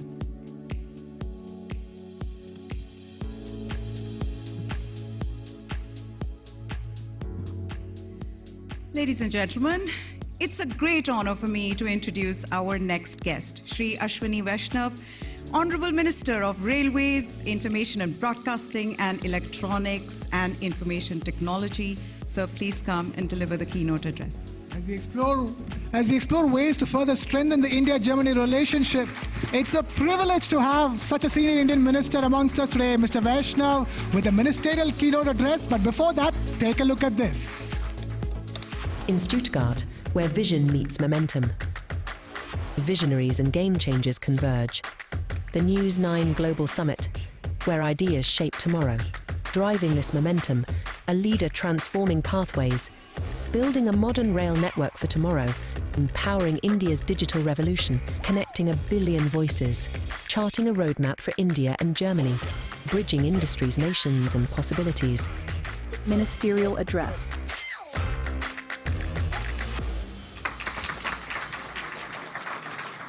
Thank you. Good evening, friends from Germany, friends from India. My special welcome to Cabinet colleague, Senior Cabinet colleague, Shri Jyotiraditya Scindia ji, Indian Ambassador to Germany, Shri Ajit Gupte ji, senior officials from Government of Baden-Württemberg, and friends from the industry. On behalf of my country, India, I extend my warmest wishes to the people of Germany and the government of Germany. Friends, it is indeed an honor to stand before you today as we celebrate the enduring partnership between India and Germany. Our partnership is deeply rooted in shared values, particularly our commitment to democracy and sustainable development. We share a common passion for clean growth and sustainable development. Friends, as we stand today, we are living through one of the most transformative phases of the 21st century. In the last 5 years, the world has seen 3 major events which are like once in a century. We had a major pandemic and we had 2 major geopolitical conflicts. More than that, 2024 is the year in which the world, the democratic world, is seeing elections across the globe. Close to 60 countries are holding elections. I would like to make my presentation in the context of the democratic world, the elections, the changing geopolitical scenario. Friends, we also had an election just about 6 months back. This election, if you look at the numbers, we had 968 million voters, 968 million, 750 political parties, and more than 1 million polling booths. It's the largest election ever conducted in the human history. And believe you me, the pace of digitalization, the way we have digitalized the entire election, on 4th June, the election results were out in just about 5 hours. For such a massive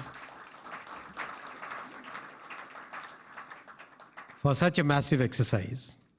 What's important is that our ruling coalition, the National Democratic Alliance, in which the Bharatiya Janata Party, BJP, is the biggest constituent, that was re-elected for the 3rd time consecutively.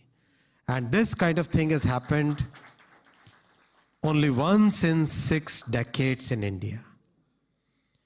In a democracy as vibrant as Indian democracy is, getting re-elected for the 3rd term shows the confidence that the people have in the policies, in the work, in the way these policies were executed by Prime Minister Shri Narendra Modi ji, whom you are going to hear tomorrow. India voted for stability and continuity. The electoral success is basically an endorsement of the 10 years of transformative change. 10 years ago, when Prime Minister Shri Narendra Modi ji took the responsibility for governing the country, for leading the country, India was the 10th largest economy in terms of GDP. At that time, Indian economy was frequently referred as one of the fragile five economies. Public confidence in institutions was low. There was an overall negative outlook in the country. Today, just in a decade, we are already the 5th largest economy in terms of GDP. And by the end of this decade, by 2030, we would be the 3rd largest economy in the world. We are today the fastest growing major economy, and very consistently, I can say with 95% confidence interval, that we are going to continue to grow in the 6 to 8% growth band over the next many years. Inflation is under control. 4 to 6% is the inflation. In our economy, 4 to 6% is the target that we have kept. What's more important is the central government's balance sheet is a very healthy balance sheet. Compared to the rich world, which spent more on consumption as a response to the pandemic, India focused on investment. So we today have a balance sheet which is a very healthy balance sheet. The central government's debt is just about 57% of the GDP. And it's a very balanced kind of growth in the debt where the GDP growth rate is higher than the growth rate of the debt. What I want to share with all of you is the thought process behind this. The success that we are seeing today is not a coincidence. This is the result of a clear, well thought out strategy, meticulously executed by the government of Prime Minister Shri Narendra Modi ji. Let me explain the 4 pillars of this growth strategy. First pillar of this strategy is public investment in physical, social, and digital infrastructure. The second pillar is a large number of inclusive growth programs. The third pillar is big focus on manufacturing and innovation. And the fourth pillar is massive simplification in our legal and compliance structures. I will now discuss in brief all the 4 pillars one by one. I'll come to the first pillar. And I'm sure we are having a debate in Germany at this point of time, whether we should be doing public investment or we should be looking at a different strategy. We in India have a very clear strategy of doing public investment in all the 3 major infrastructure, which I say as physical, social, and digital. Over the past decade, we have significantly increased our public investment from about 36 billion euros in 2014. Today, we are now investing about 127 billion euros. In the rail sector itself, which is one of my responsibilities, last year we invested 29 billion US dollars, and this year our capex is 30 billion US dollars. And we are already 64% of the capex here in the month of November. So that's the pace, that's the scale, that's the way, that's the precision with which we are adding infrastructure to our economy. We have constructed 54,000 kilometers of national highways in the last 10 years. We have built 84 new airports, and Minister Scindia was in charge of building the airports. We have added 31,000 kilometers of new railway tracks. That's practically the size of entire German railway network. We have electrified 44,000 kilometers of railway networks in the last 10 years, which is more than Germany plus Switzerland and Belgium combined. In a sense, whether it is railway, ports, airports, highways, the entire gamut of physical infrastructure has seen a massive growth in the last 10 years. I'll come to the digital infrastructure because we live in an age where digitalization is a key part of our economy.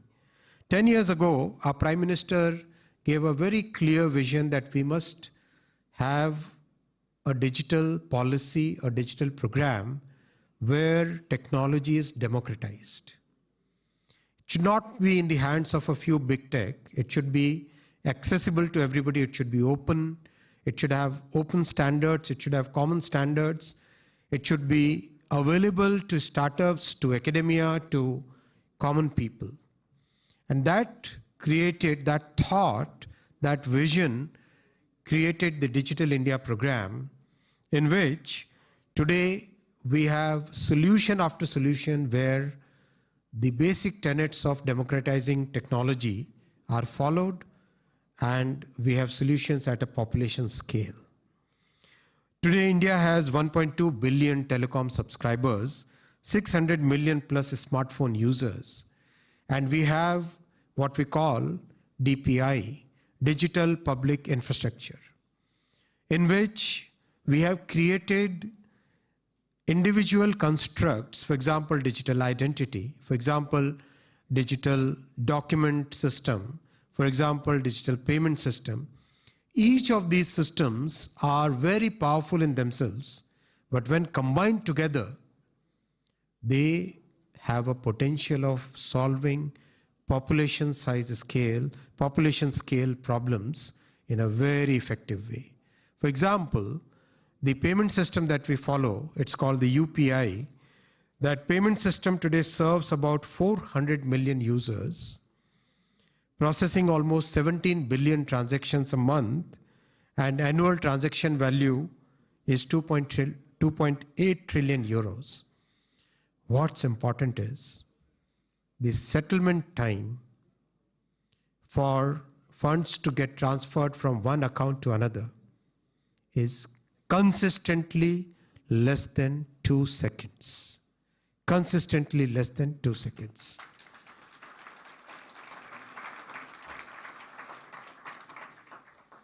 It is today operational in 7 countries, and my good friend, Minister for Digital Economy, recently when he visited G20, visited India in G20, he first-hand tried, Dr. Vesing, he first-hand tried the UPI, and he was so impressed with the system.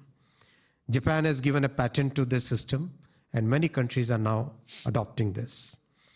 I'll come to the social infrastructure because that is as important as physical and digital.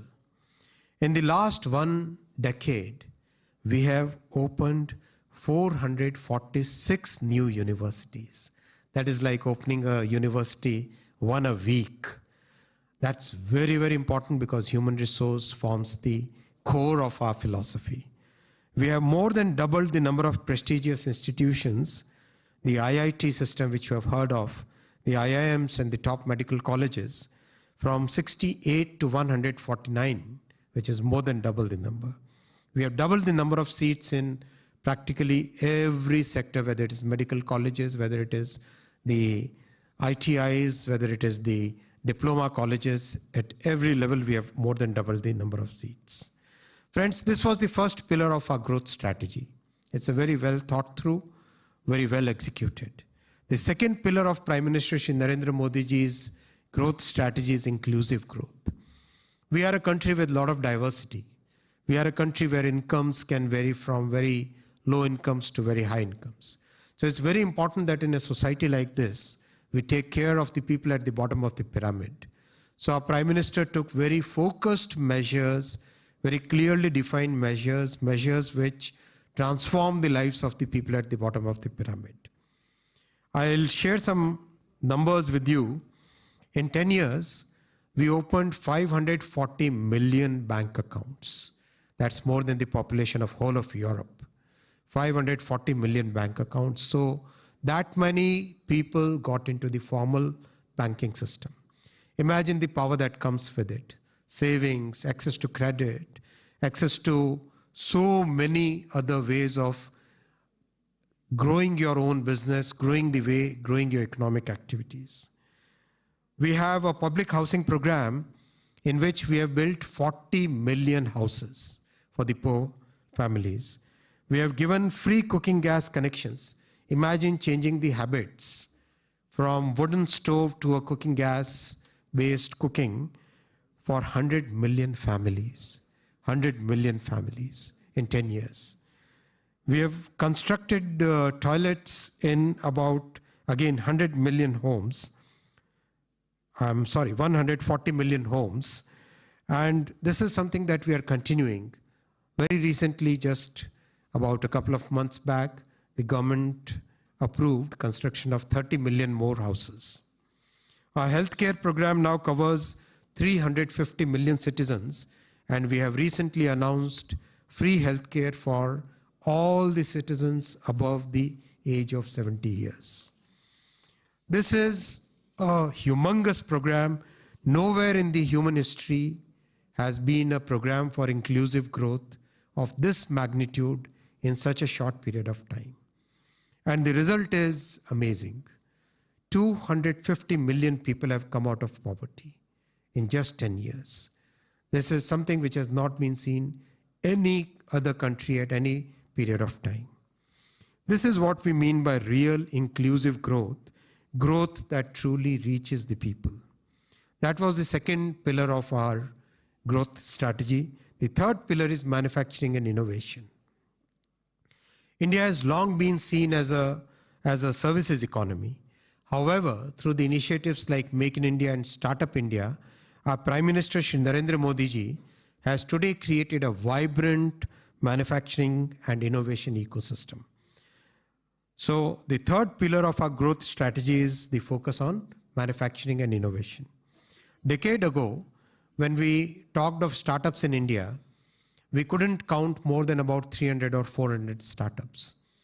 Today we have more than 150,000 startups in the country, and more than 100 unicorns, which is more than probably a large continent. That's the number of unicorns we have in our country. Mobile manufacturing grew from 2 billion euros to close to 50 billion euros now. Millions of jobs are created. The same is the story with telecom gear, with defense equipment, with automobile growth, with practically every sector, chemicals, with textiles. Every sector growth in manufacturing is seen as one of the major planks of the last 10 years. In our innovation strategy, we have also developed many new products. We recently completed the development of 4G and 5G telecom stack in the country, and Minister Scindia will speak about it. We completed the development of semi-high-speed Vande Bharat trains. Close to about 90 trains are running today, very successfully. Today I traveled from Munich to Stuttgart in the ICE train, and I was measuring many of the parameters, including acceleration, including the noise level in the train, including the vibration level. And I'm very happy to share with you that on most of the parameters, Vande Bharat would stand as an equal to the ICE train. So we have started working on the semiconductor industry, and this is, as you know, we have a very vibrant design ecosystem, but now we have started into the manufacturing of semiconductors, and within a short time frame of 2 years, today we have 5 projects on which the construction is going on, and about 70 billion euro investment will be done. Friends, that's the third pillar, and the fourth and last pillar of this entire growth strategy is simplification of laws. We inherited a colonial era government framework when we got independent from the British rule in 1947. For first 50-60 years, a large part of the colonial system was carried on just like that. Our Prime Minister took up a mission called Minimum Government, Maximum Governance, and Freedom from the Colonial Mindset. So these two programs helped us remove more than 1,500 laws, archaic laws, from the statute book. I mean, cleaning up of this massive size was a very difficult task, but the Parliament supported, and we carried through this entire system. We also removed about 40,000 unnecessary compliances. There is a whole series of new legislations, whether it is in the telecom sector, digital sector, whether it is in shipping sector, whether it is in pharmaceuticals, in industrial sectors. Everywhere the colonial laws are being replaced with brand new laws which are in tune with the times today. Friends, these are the 4 pillars on the basis of which our growth story is there today. And that's why, because this is a very well thought through, very well executed strategy, we can say with a very high level of confidence that India will continue to grow in the range, in the band of 6 to 8% real for the coming at least 4-5 years minimum, and certainly beyond that, because of the very strong foundation that is being built. Our Prime Minister has always emphasized that while we continue to grow, we must make sure that our environment footprint is very well maintained. Today, even though we are just about $3,000 per capita GDP, we are a country which have taken so much effort on increasing the clean energy power generation capacity that you would be surprised. And in fact, in last year in Davos, I asked this question to an audience, how much would be the green power generation capacity in India? The answer which came was about 7% max. But friends, that number is 45%. 45% of our 200 gigawatt power generation capacity today comes from green energy. And that commitment is very strong. We are one of those few countries which have completed the COP commitments well before time. And Indian Railways, which carries 2.5 crore, that is 25 million people, correct? No? 25 million people every day, and actually 7 billion people every year. We are going to be net zero by 2030, well before that. So those kind of commitments are the commitments with which we are working. I'll close by saying that the success of our government reflects the fact that good economics can also be good politics. When the policies, the economic execution that is in tune with the way people think, and it makes a difference in people's lives at all the strata and all sectors, then the politics works for us, economics works for us. To my friends in Germany, I would say that we have all witnessed a shift in the global supply chains. We have seen the impact of pandemic. Practically every industry has seen it. We in India offer you trust, talent, and stability. We are a country which believes in democracy. We are a country which respects IP rights. We are a country which is open-minded, which is always believing in multilateralism and believes in rule-based international order. We welcome you all. Please come over, see for yourself what kind of transformation is happening there. Come invest in India. We offer a vast pool of talent and the world-renowned capabilities in IT and design. This is once in a decade opportunity for you.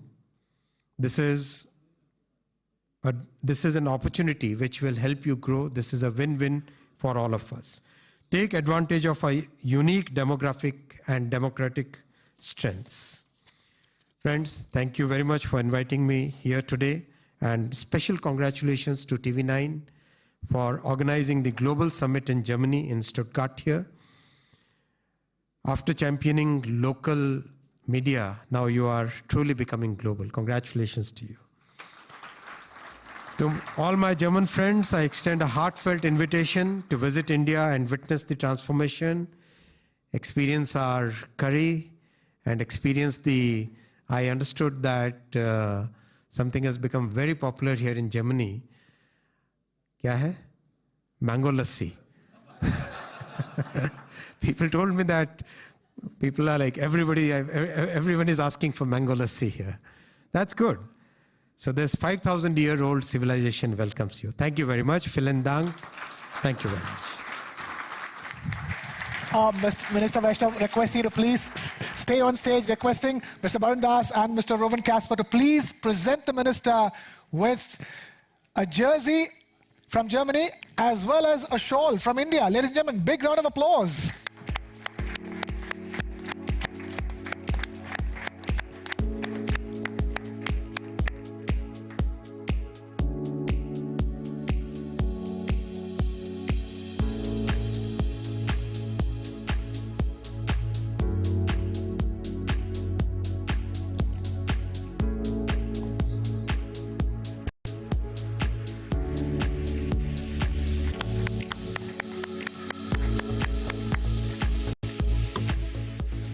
Thank you so much, sir. You're a very busy man.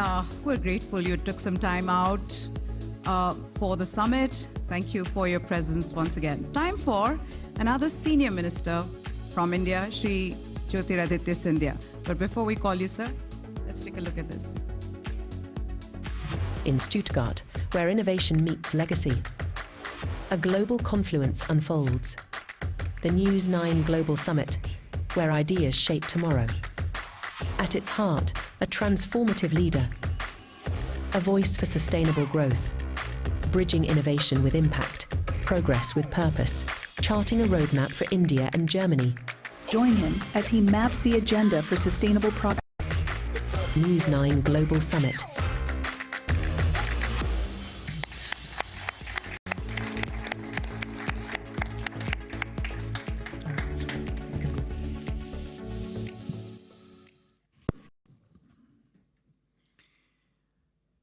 Seated in this historic venue, my colleague in cabinet and good friend,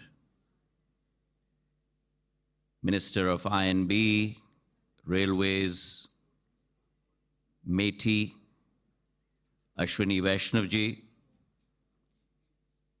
the MD and CEO of the raison d'etre of our presence here tonight, Mr. Barun Das, seated in the audience with me, the Chief Marketing and Sales Officer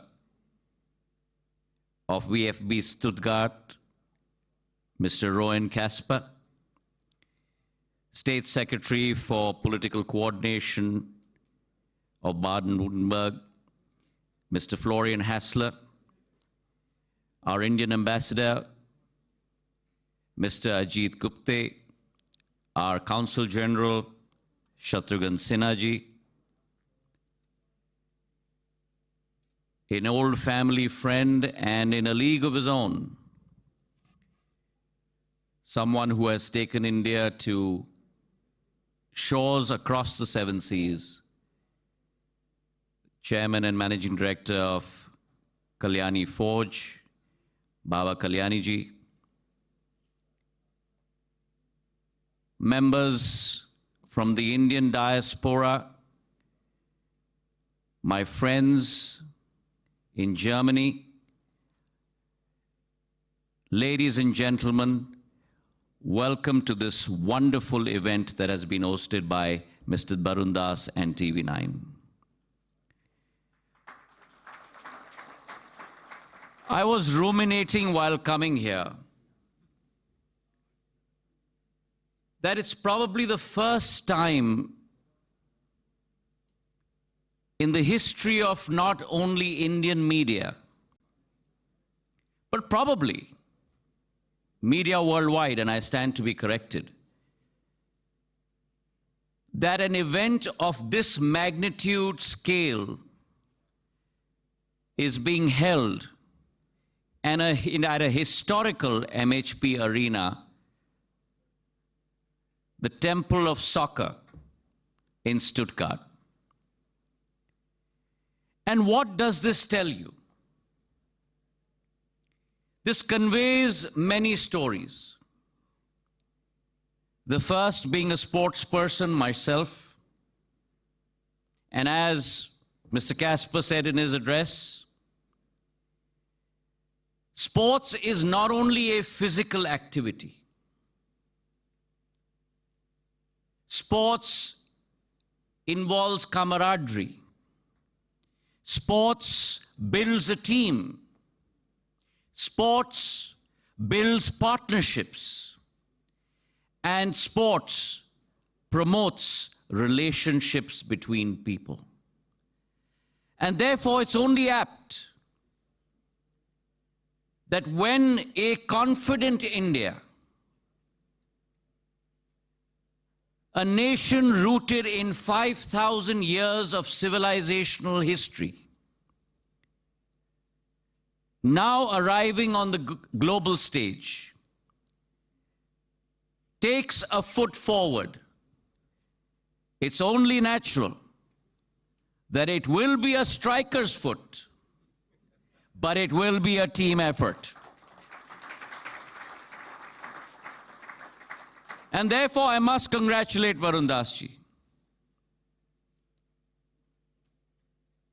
He has, in his own way, with TV9,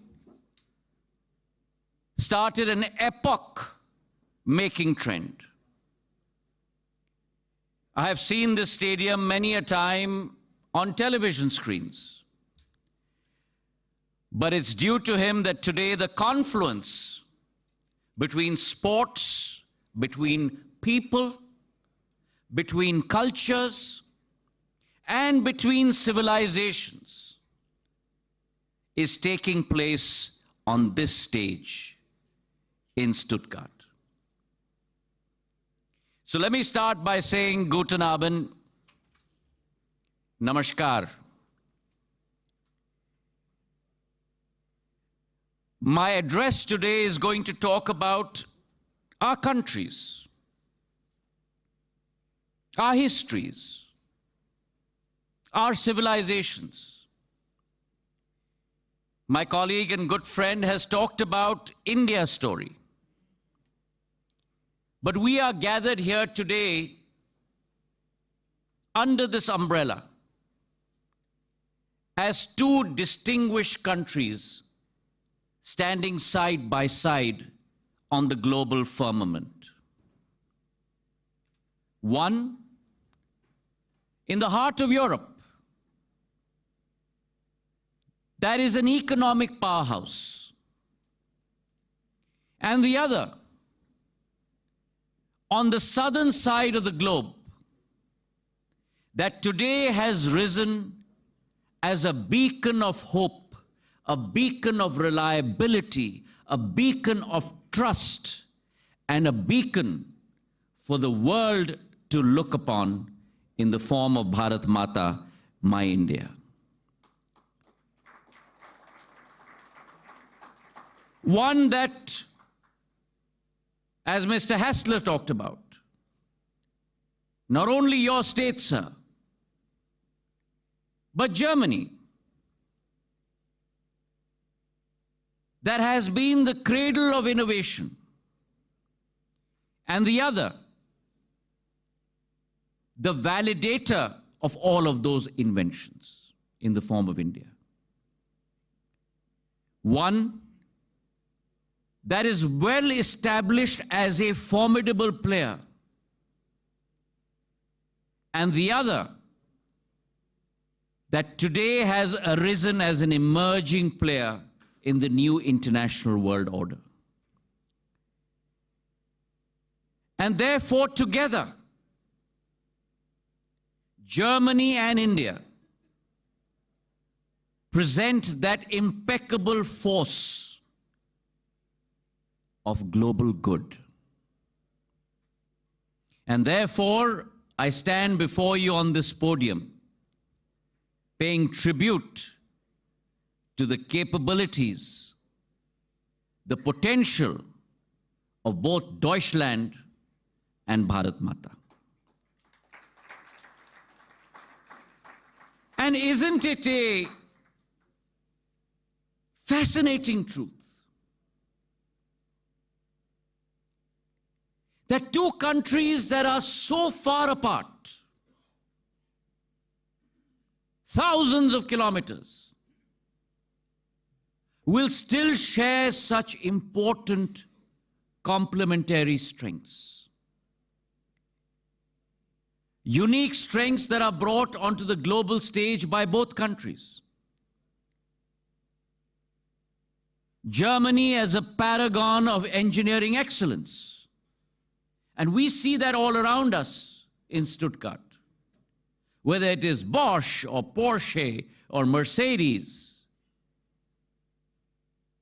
Engineering excellence and sustainability. And the two in this era of mankind must go hand in hand. India too follows that principle, as my colleague Ashwini ji has pointed out in his address. So on the one hand, a paragon of excellence, a paragon of engineering, a paragon of sustainability, and the other in the form of India, representing youthful prowess. 70% of India's population under the age of 35.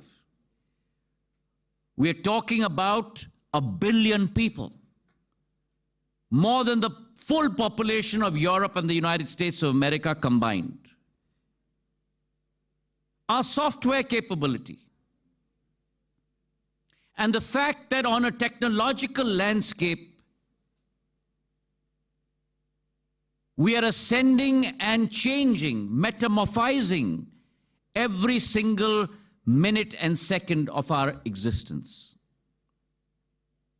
These complementary strengths, I really believe, nurture a relationship that has been steeped to look at global challenges and present a shared future to the world. And therefore, in the global jigsaw, Germany and India blend seamlessly together. Now, these characteristics, ladies and gentlemen, these attributes and these capabilities are rooted in a sense of mutual understanding and partnership. German philosopher Johann Gottfried Herder once remarked, and I quote, "Mankind's origins can be traced to India, where the human mind got the first shapes of wisdom and virtue," unquote. And this sentiment echoes the history of both our nations' exchanges with each other. Barun Das ji in his address was just talking about Rabindranath Tagore ji. Rabindranath Tagore visited Germany multiple times. And he invited thinkers, philosophers, thought leaders from Germany to Shantiniketan to create that fountainhead, to create that confluence, to create that bridging of minds and hearts, to create that fountainhead of knowledge and diversity. And therefore, the feelings and the sentiments that resonate not only amongst our political class, not only amongst our business class, but India and Germany's relationship is based on an exchange of ideas, based on an exchange of literature, based on an exchange of philosophy, based on an exchange of invention, which far exceed traditional diplomatic processes. And if you ask me a question, the root of all this, lies in the capability of our people. Our people are the true ambassadors of this relationship. The Indian diaspora, the biggest in the world at over 25 million, stands as a vibrant testament to India's global spirit. Limited to only a few hundreds in the 1920s in Germany, today they are close to over 250,000 in Germany. And besides, we are backed by a vast skilled workforce ready to meet the demands of modern economies across the world. Whether it's in the automation industry, the manufacturing industry, in IT, in nursing, across the board, a multitude of opportunities where Indians are not only visible, but Indians are invaluable. Indians help in forging new paths of collaboration between people, grounded in our strengths. And India's dynamism, with its vast engineering commitment and capability, meets Germans' expertise, both in precision, in design, and in quality. And therefore, the 50,000 students that today are immersed in scholastic pursuits in Germany form a very, very key bridge to this relationship. The faith of Germany in the capacity and capability of our Indian talent stands on 4 pillars: democracy, demography, data, and demand, both powered by technology and our infrastructure. In the last decade, under the leadership of Prime Minister Narendra Modi, India has transformed. India has covered ground that she was not able to cover in the 6 decades prior to the last decade. Some of the statistics that my friend Ashwini ji portrayed amongst all of you, whether it's the area of airports, the area of highways, digitization, the area of telecom. India has transformed herself over the last decade. And it is this transformation, if you take the area of telecom alone, the fact that we've gone from 250 million internet users to 970 million. In the area of broadband, from 60 million users, 15 times to 924 million. Over 1.16 billion mobile subscribers. And mind you, while we look at that exponential growth, across that inflection point, costs have dramatically fallen. 1 GB of data that would cost close to $3.4 today costs close to about 11 cents. Voice that would cost 50 paise a minute today costs only 3 paise a minute. That's the capability and the size of transformation that India has gone through. And today, that transformation is seen by German companies that are in India. Take the example of Mercedes-Benz. When Mercedes-Benz first entered the Indian market over 35 years ago, they described their strategy in terms of strategic patience. Today, Mercedes is the largest luxury car manufacturer in India. And this also speaks to the arrival of Indian consumerism, which today has become sophisticated, has become advanced, has become discerning. And therefore, I do believe that if you look at the Indian market, which opens up tremendous opportunities for German innovators, German entrepreneurs, German businessmen, German startups, not only to make in India, but as Prime Minister Modi says, make in India, but make for the world. And I see 5 pillars on which this relationship can be strengthened. The first, bilateral trade. We are today at close to $26.5 billion in terms of bilateral trade. Germany is one of the largest FDI investors in India. Over 2,000 German companies today are present in India with an investment of greater than $15 billion. And leaders on both sides, Prime Minister Modi on one side,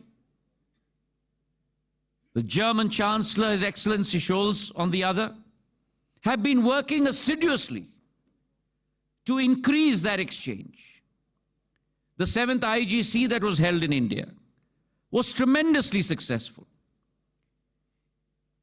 And our German Chancellor, His Excellency Scholz himself, started off the German Incubator Accelerator program in India, by which Indian companies could enter the German market. The second pillar is the collaboration in the defense sector. The Indo-Pacific, no longer the Asia-Pacific, but the Indo-Pacific, security, peace, and tranquility is mandatory in that area. And many Indian startups in the defense sector, many Indian companies in the defense area are today venturing forward. And that collaboration between Indian and German defense manufacturers can give a great fillip to international new innovation in the days to come. The third, going back to where I started from, is the cultural exchange between our people. And I believe that students, an exchange amongst them, is a fundamental precept of that.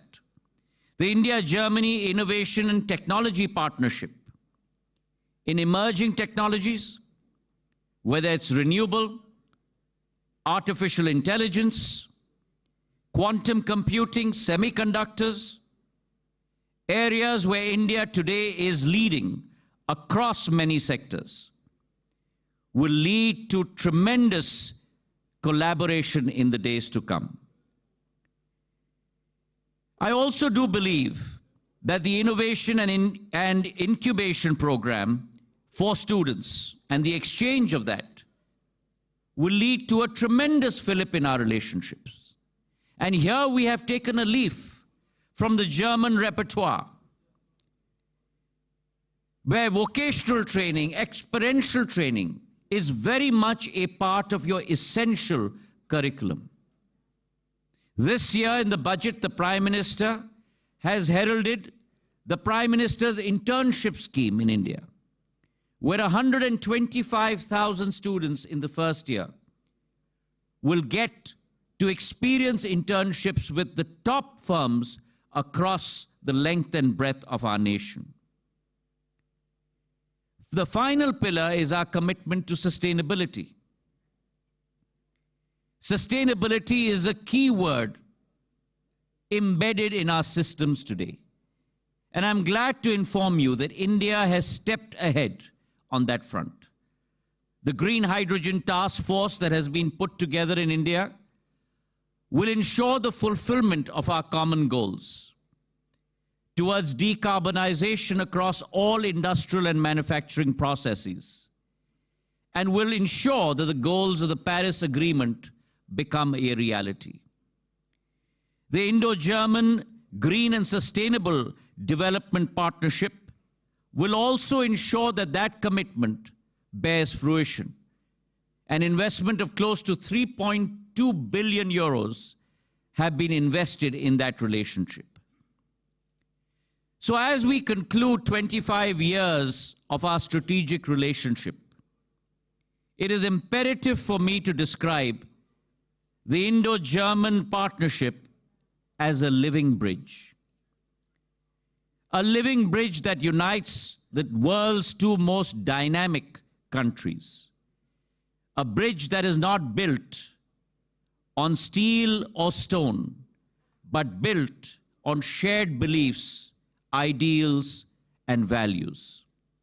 Our connection is also the people, the ideas, and the values that empower each other and, in turn, the world.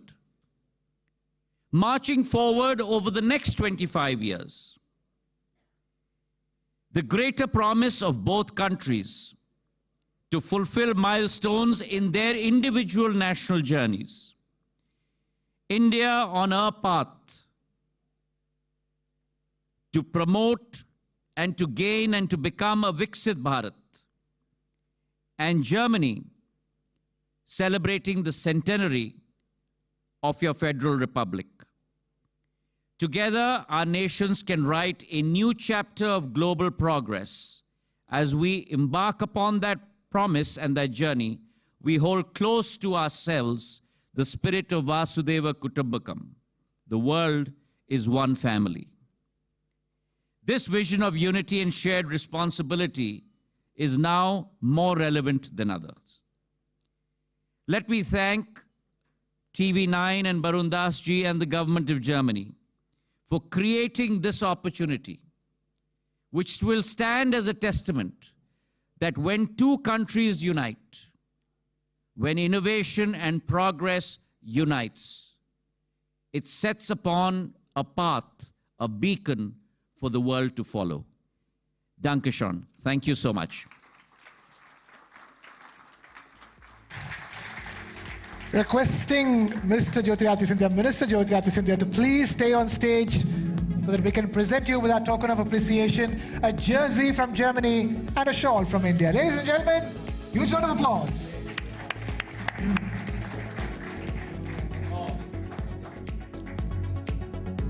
Huh?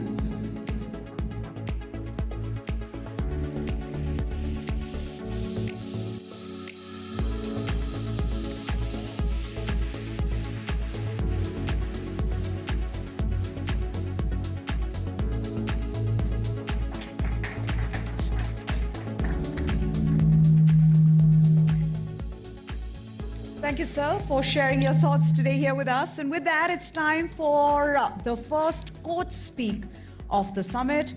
What's a team without a coach? Without his vision, a team cannot reach its true potential. Absolutely. A team needs a coach, and hence, for the inaugural coach speak, we invite Mr. Ramu Rao Jupalli, Vice Chairman, My Home Group, to take the stage.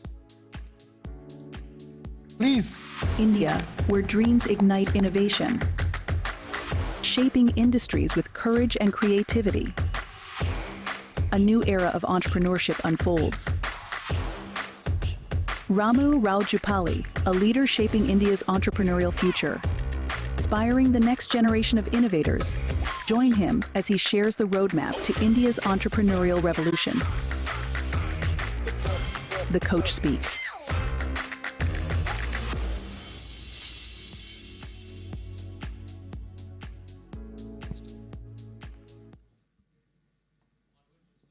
Is IT, Electronics and INB, Sri Scindia ji, an Honorable Minister for Communications and Development of Northeast Region, Government of India, Sri Scindia ji.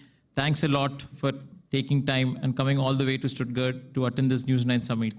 Despite your hectic schedules, it means a lot to us, sir. Thank you. And also Mr. Florian Hassel, Barun, and my dear friends, ladies and gentlemen.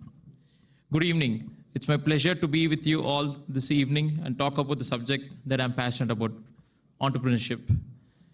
A while ago, both the ministers talked about the energy that is surging through the new India. As someone who comes from a business family, I can tell you that India of today is nothing like the India of my father's generation. When my father, Dr. Rameshwar Jupali, started his career, he dabbled in medicine to begin with. It was an obvious thing to do for a homeopathic doctor, but his heart lay in entrepreneurship. He wanted to create businesses, create employment, and create wealth for himself and also his investors. So he decided to switch his careers and become an entrepreneur with almost no financial support and also advice from his family. He comes from a family of farmers. It was a chance investment in a small plot of land that gave him his start in the real estate industry and then grew into the cement industry. Today, the company that my father started, Mayam Constructions, has developed more than 50 million square feet of construction, and currently we are doing almost 40 million square feet of developments and more 40 million in the active planning stage. And in the cement industry, we produce more than 12 million tons of cement annually, and now we're expanding to reach 20 million tons of annual capacity in the near future. The point is my father struggled really hard to create successful businesses because India's regulatory and macroeconomic environment were not conducive for entrepreneurship. Today, for young entrepreneurs like me, it's a different story. India of today is bustling with entrepreneurial energy. Sri Ashwini Vaishnav, Honorable Minister, has already mentioned about the unicorn startups, where India has more than 100 unicorn startups, that is startups that is valued more than $1 billion. There is money pouring in India from all corners of the world in recognition of the fact that the young country with thousands of young and brilliant youngsters, and of course, a population of 1.4 billion people. So what will the next generation entrepreneurs look like? For a young entrepreneur like me, I think there are both challenges and opportunities. The challenges is the expectations I have to myself, that I have to do better what my father did, and also that the India also provides unlimited opportunities, but one has to carefully choose which ones to pursue. But to my mind, a few things that are going to be extremely important. As an entrepreneur, building future businesses, I would like to keep these 4 things in mind. The first one is the scale. I believe that the problems we seek to solve must be relevant to as many as people in the world as possible. Therefore, I would like to think beyond the boundaries of my own country. 2 is the technology. Technology will be the central to everything we do. It could be AI or even AGI, artificial general intelligence. I would like my businesses to have a strong digital base, even the traditional industries like the cement and steel. 3 is the sustainability. Sri Scindia ji already talked about that. Global warming is not a future threat. It's today's existential crisis. We have to address this with urgency it deserves. Therefore, I believe that the DNA of my businesses must be green. And the last one, 4th, is the responsible capitalism. This is something that I've learned from my father. Without compassion, one cannot build businesses that last. I see an increasing concentration of wealth among a small number of people. The top 1% are estimated to 43% of the wealth globally. As with nature, economic excesses can lead to severe imbalances, not to mention social unrest. Therefore, my idea of next generation entrepreneurships rests on these 4 pillars. I look forward to having conversations to all of you later this evening. Thank you one and all.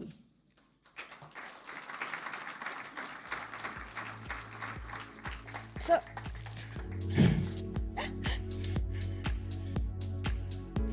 please requesting Reuven and Varun Das to please felicitate Mr. Jupalli on stage. Ladies and gentlemen, huge round of applause.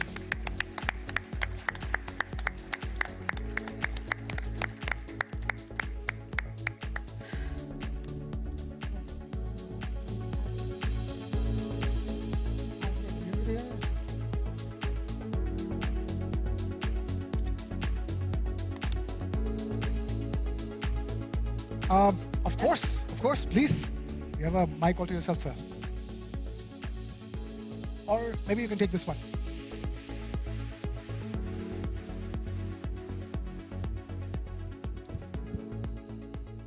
Hello. Yeah, I just wanted to introduce Ramu under another avatar. Ramu happens to be the shareholder of TV9 Network, and he and his father, while I front all the operations, I do everything for TV9 Network, but he and his father stand very firmly behind me, guiding me and supporting me that anything that we do. And we learn from each other every now and then. Thank you. Thank you, Ramu.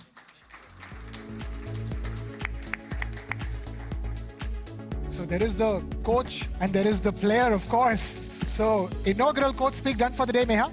That's right. Thank you, Mr. Jupalli, for sharing the wealth of your knowledge, sir.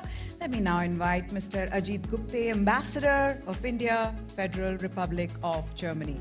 Ambassador Gupte, the floor is yours, sir.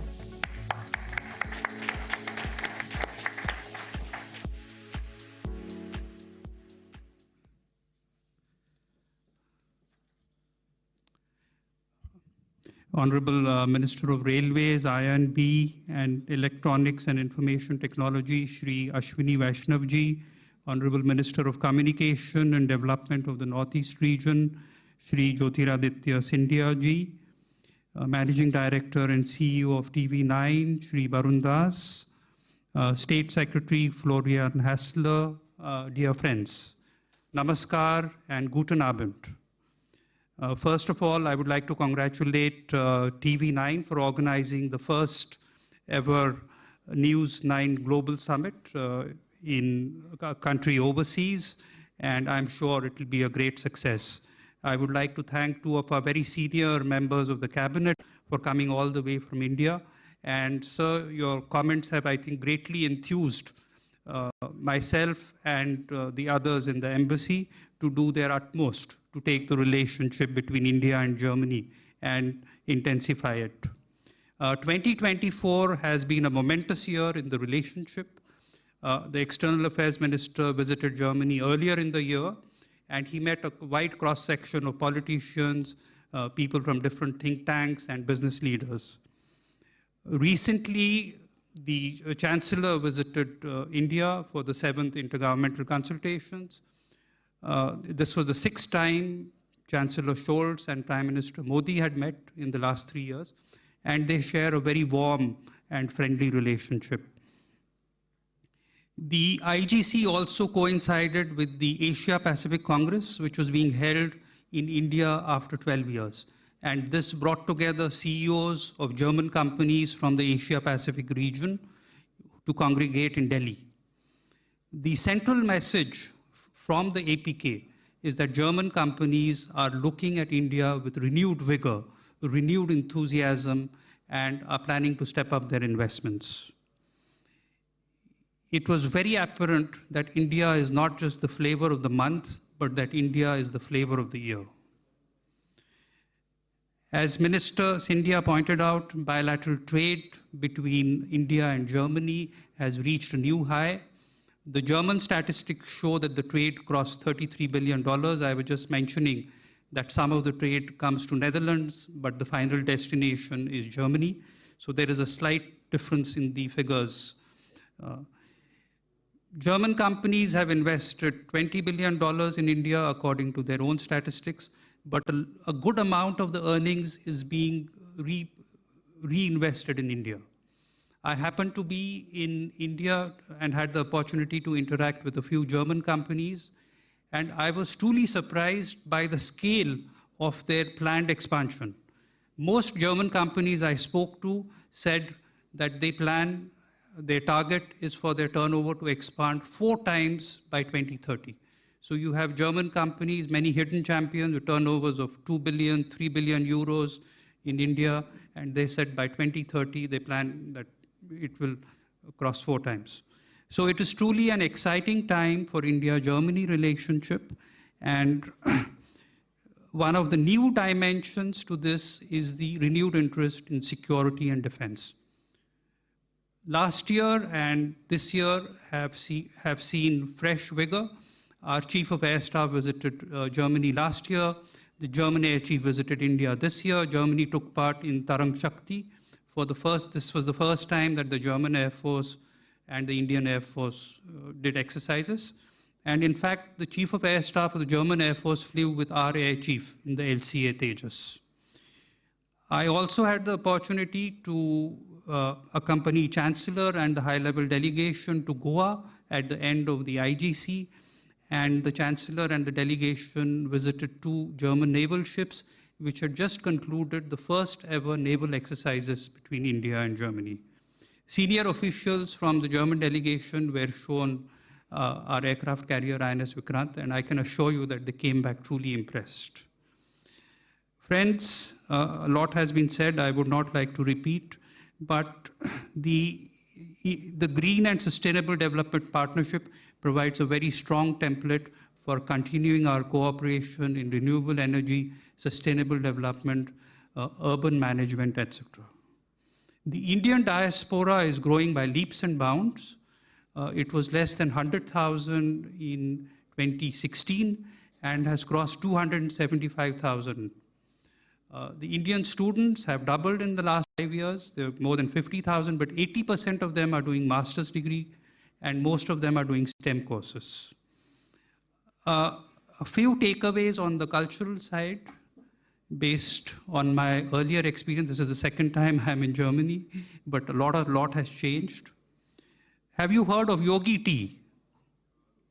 Yogi tea is a symbol of the cultural friendship between India and Germany. It is nothing but masala chai.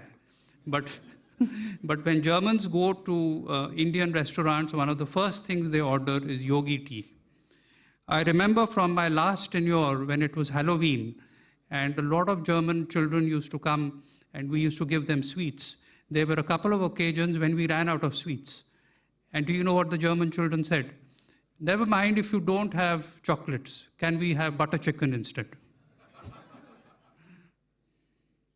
I told my wife that next year when we have Halloween, we must cook a lot of butter chicken. But I think nothing exemplifies that India has arrived than the fact that at Potsdamer Platz, today you have about 4 or 5 Indian restaurants, and in the famous Adlon Hotel, which was at one time known for its China Club, there is the India Club now, and it's a fine dining experience. And the India Club, I think, gets many more visitors than the China Club. Let me thank everybody, including a large number of visitors from India who have come to cold Germany. But I think the warmth in the relationship is adequate to drive away the cold, and I think it will sustain us in the winter months ahead. Let me finally thank very deeply the government of Baden-Württemberg, the Minister President Winfried Kretschmann, for their sustained support in organizing this memorable event. Thank you very much.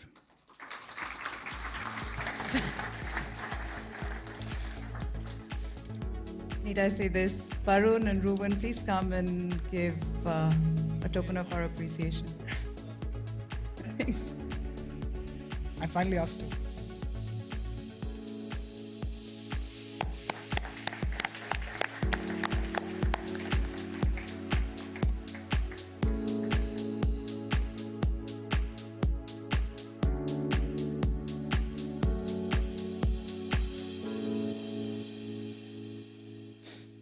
I'm going to request Mr. Barandas and Ruben Casper to please stay on stage. We have an important felicitation to be done right away. I'm going to invite both the senior Indian Union ministers with us, Mr. Minister Ashwini Vaishnav and Jyotirajya Scindia, to the stage, and Minister from Germany, Mr. Florian Hassler, and Mr. Ramu Rao Jupalli, requesting all of them to come on stage. It's time now to felicitate our sponsors for the News9 Global Summit, requesting all the gentlemen now to stay on stage. Let me please invite Mr. Baba Kalyani, Chairman and Managing Director, Bharat Forge, to please take the stage. Sir.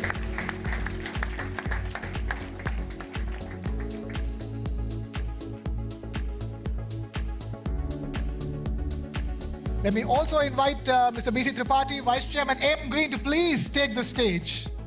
Huge round of applause, ladies and gentlemen. Without them, the summit wouldn't have been possible. Our big sponsors. Let me also invite Mr. Harshal Asnani, President Europe of Tech Mahindra, to also take the stage. This summit has been co-powered by Tech Mahindra as well.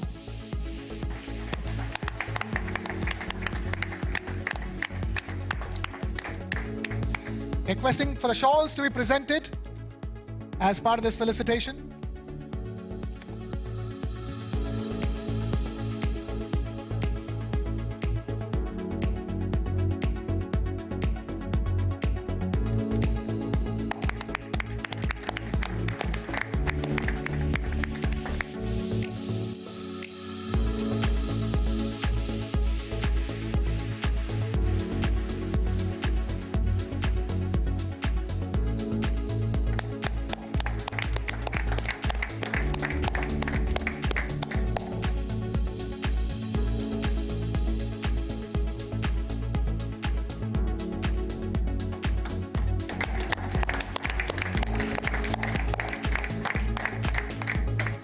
Sponsor.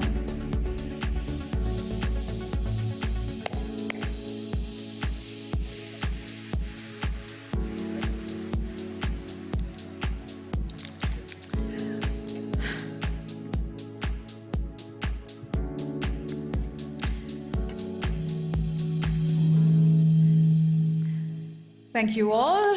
Ladies and gentlemen, time for us to get started with our first playoff of the summit. Srinagar to Stuttgart, the consumer story. India's consumer market is one of the largest and the fastest growing market in the world. The consumption patterns have evolved. The market is diverse. India has become one of the most attractive destinations in the world for global companies. Right, and the consumer, however, is the same across the world. Their aspirations are the same. How can India and Germany collaborate to make products for consumers across the world? Take a look at this. Generations. What do they even mean? Time moving forward, people evolving, but are they just labels? Or something deeper? Okay, enough questions. Let's talk about Gen Z. Born digital. Fiercely independent. Unapologetically bold. They live in the moment. But think about tomorrow. They're not just consumers. They're trendsetters. Music, they set the beat. Gadgets, they demand the best. Fashion, they redefine it. Shopping, it's all about the experience. Global citizens in a connected world. Digital natives living online and offline. They don't just follow trends. They create them. 1 billion consumers, a growing force. Fueling the global consumption engine. How can Germany tap into this surge? A new era of cross-cultural consumerism. The playoff begins. Right, for this first playoff, let's invite our distinguished speakers. We have Mr. Ulrich Heppe, CEO, Stuttgart Airport. Ladies and gentlemen, big round of applause. We have Mr. Shubhranshu Singh, CMO, CVBU, Tata Motors. Mr. Dikdyuti Sen, Global Marketing Director, Flixbus. Mr. Reinhold von Unkern, Starnberg, Director, International Markets, BMW.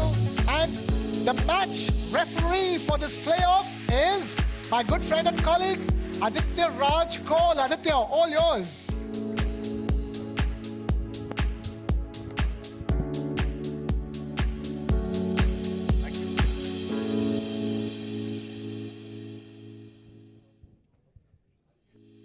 Thank you so much. Well, I'm not going to sit at the podium. I'm going to join the audience here, right in between. And this is the first playoff of this season of the Global Summit that News9 has organized at Stuttgart. So thank you very much for joining us. You know, India and Germany have had, great relations. The relations have been actually broadening and growing by leaps and bounds. We had the German Chancellor Olaf Scholz very recently in New Delhi with almost half his cabinet. And that clearly indicates the emphasis that Germany lays on India. And Germany already is one of the biggest, I would say, the partners of India from the European Union. So let me actually begin by asking Ulrich Heppe, the CEO of the Stuttgart Airport, that one of the areas where there has been emphasis has been innovation, mobility, and sustainability. In fact, this is the area where emphasis has been laid during the recent visit and the India-Germany framework. How do you see India and Germany collaborating together, and Germany actually providing that technology to the large population in India, and what better can India do to actually have more investors from Germany? Thank you very much for having me. My name is Ulrich Heppe. I'm 53 years old, 4 children, CEO of Stuttgart Airport. Who of you all arrived at Stuttgart Airport? Please raise your hand. Wonderful. I hope you had a good experience. If not, complaints to me. Yeah? And no, thank you very much for having me. I'm happy to answer your question. I am very excited because I love India. Before I came to Stuttgart 2.5 years ago, I lived with my family in Ahmedabad, the capital of Gujarat. I was in charge for Ahmedabad International Airport and for the transition of some other Adani Group airports from privatization into private ownership. So I'm super excited. I love the Indian cultures, the languages, the food, the people. I'm a big fan, and that's why I was honored when you asked me to join the panel. So, no, I think mobility is the big key, and Germany, actually India is the largest growing market for aviation. The companies Air India and Indigo and Akasan, they ordered over 1,000 aircrafts, much more than the Gulf carriers or the Chinese carriers did. So a lot of growth will come, and we want to be as an entry point. We are the gate to Baden-Württemberg at Stuttgart Airport, and hopefully soon we'll have some direct connectivity. Last Friday I talked to the colleagues from Air India, and they also could imagine they're focusing on Frankfurt and Munich, unfortunately right now, but there are new aircrafts coming which are good for secondary airports to connect because they're a little bit smaller, like the Airbus 321 XLR or Airbus 321 LR. They could go ideally from Bangalore to Stuttgart or to Mumbai, to Delhi, to Stuttgart. So we're looking forward to this. Then I think both India, you have so much talent, so much well-educated people. The people I worked with in Ahmedabad, I was really impressed. I think Europe is happy that India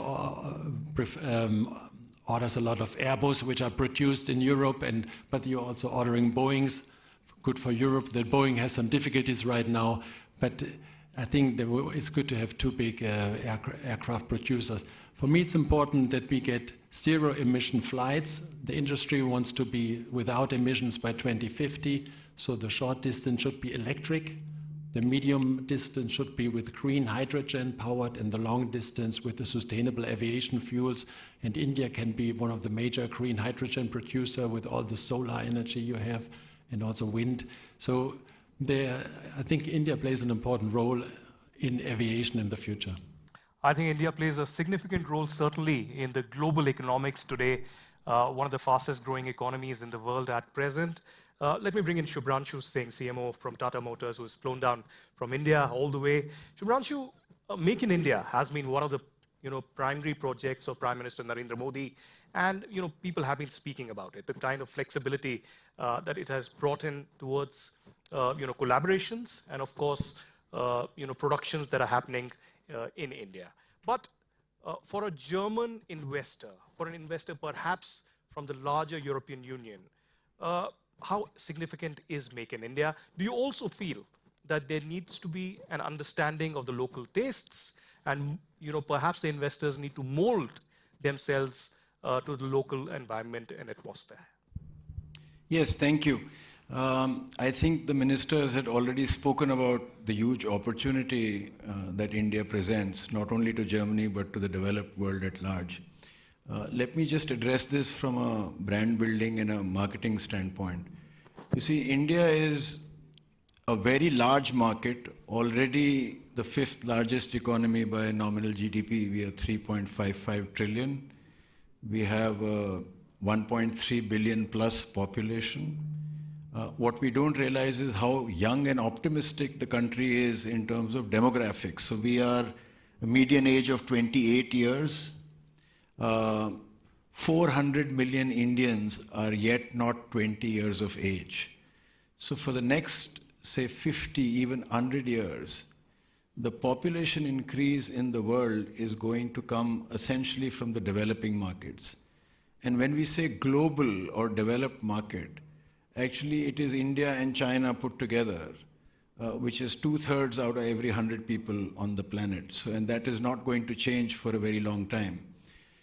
The second part of this youthful optimism is how they are responding to the market. And there, I think, whether it's Germany or the top 6 developed economies in the world, I think the important distinction that has to be made is the nature of the market opportunity. Developed markets are about very large GDPs comprised of very few consumers, each having a lot. Whereas an India market construct is again a very large aggregated GDP, but numerous people each having, relatively speaking, a little. So if you are in India and if you address, say, the top 10% households, by the way, India's urban population is about 500 million, 540 million or thereabouts. So half of a billion people live in urban India. So if you took 30% of those households, for example, you could quickly build a business of anywhere between 100 million to 500 million at average levels of profitability by global standards. But if you have to really become a vast business, then you have to go 1, even 2 levels below that, which means pricing comes into play. The 2 defining characteristics of Indian consumers vis-a-vis a developed market is that they're relatively less affluent, but equally savvy. And our last mile now is organized around the mobile phone. And so therefore, savvy consumers, very networked consumers, very informed consumers, but not very prosperous consumers yet. But then every $1 trillion that gets added to the economy or any 10 years that elapse will change the construct of the market a great deal. So the one prescription that I could make perhaps for German companies or developed countries per se is you have to be about the mass market. You have to think of new price points, new products, and new ways to the market. In India, the last mile is critical.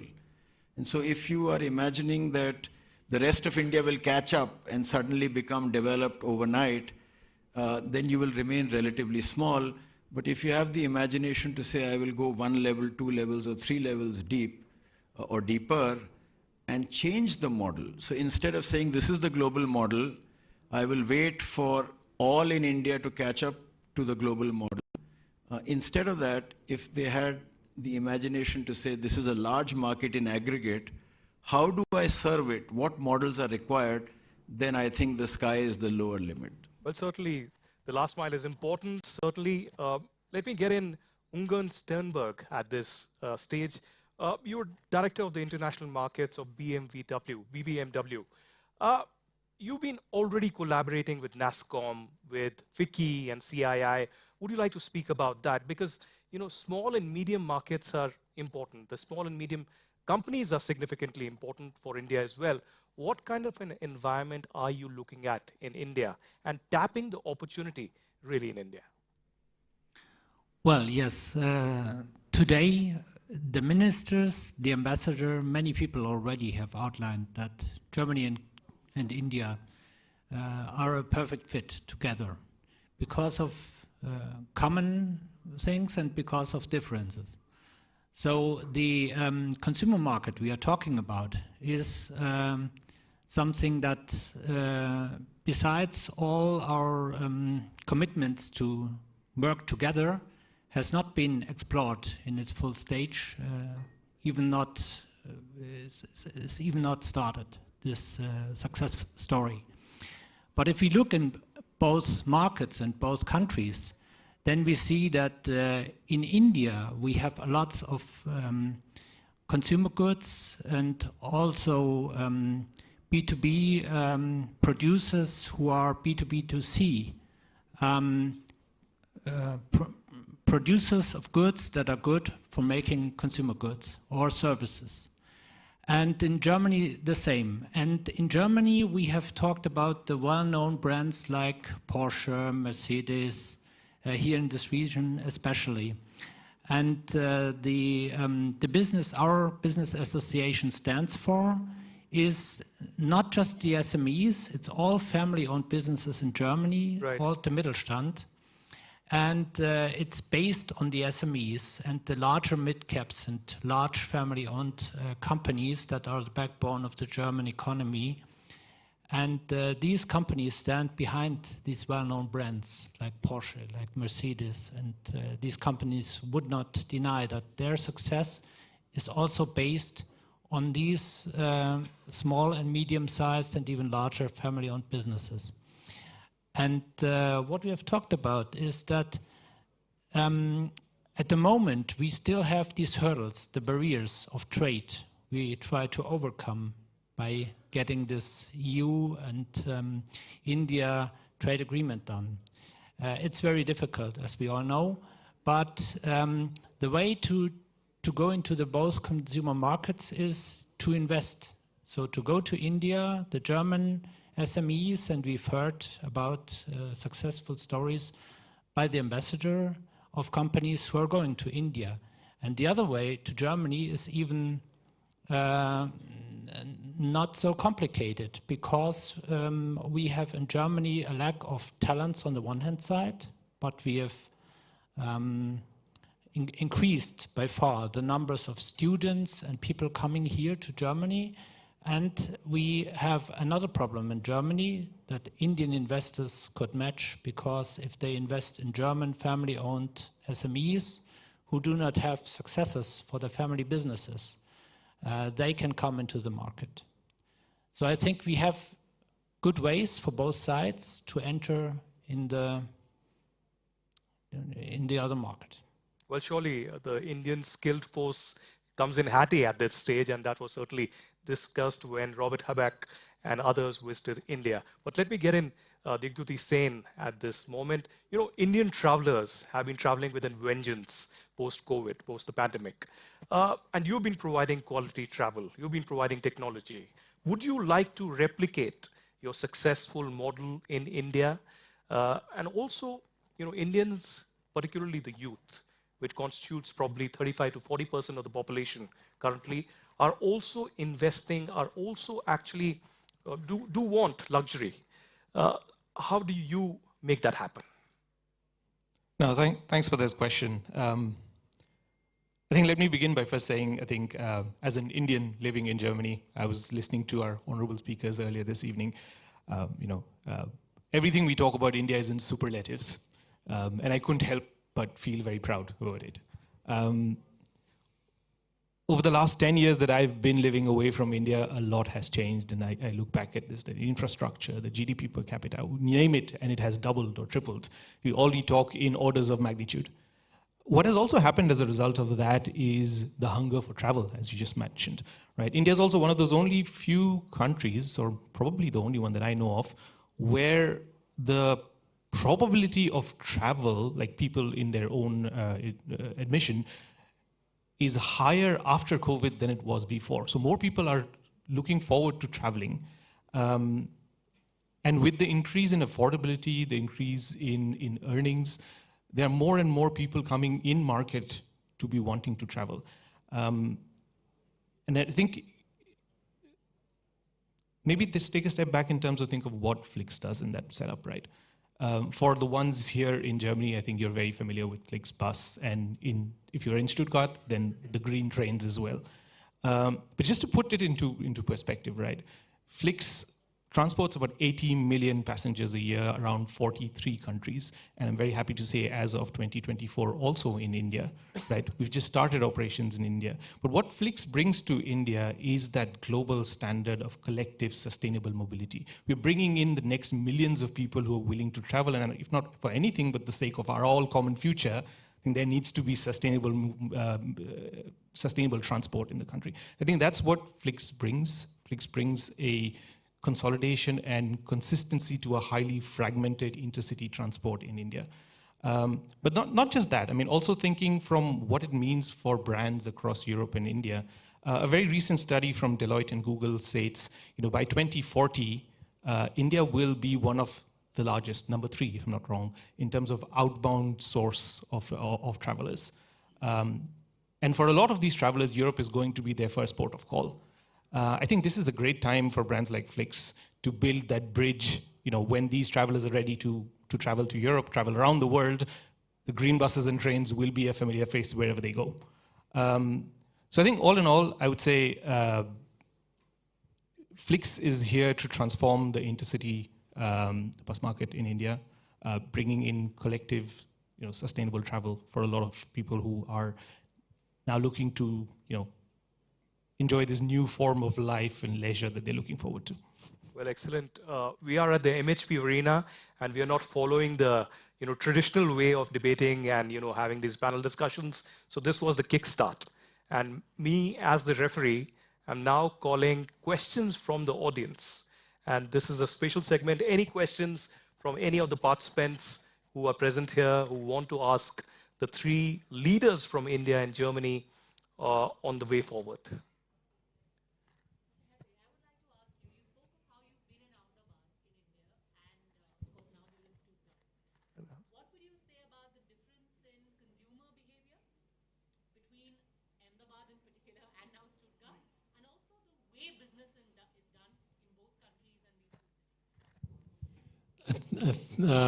I liked it very much in Ahmedabad, and in Germany we sometimes tend to overanalyze things and a little bit too risk averse. And my colleague in Ahmedabad, they were always, let's go for it. No, we do it, we get it done.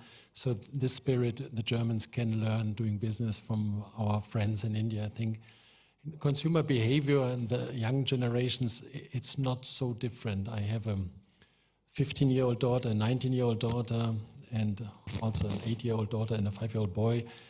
And if I see the new kids, they love a lot everything with social media and with videos and dance and text and food. And I just came back from Doha to speak to Qatar Airways and my daughter called me, Uli, you have to bring me some Dubai chocolate from Dubai, yeah? And I said, no, I will not bring you Dubai chocolate.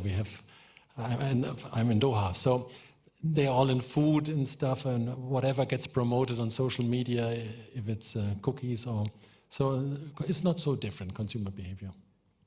Well, for audience and those who are watching us live, they couldn't hear the question. So I have to tell them that the question was about the difference in the consumer behaviors between people here in Ahmedabad, his experiences here, and in Germany. Anyone else from the audience who would like to ask a question? Please.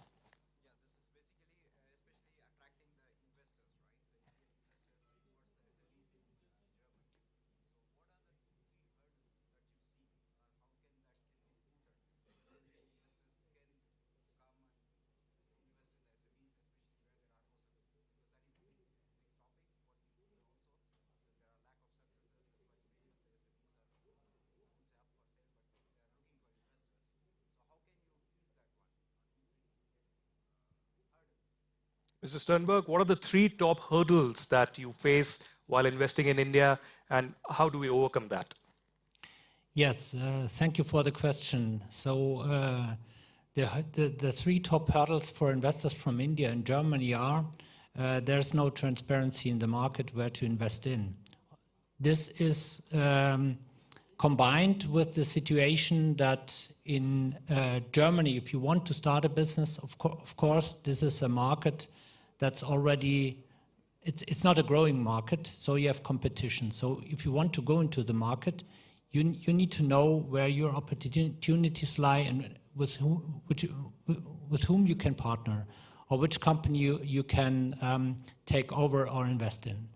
So, and this is something you need a network of trust. So you can approach embassy, you can approach institutions that give you a bit of insights in how to go into the German market, but then you need the contacts and you need this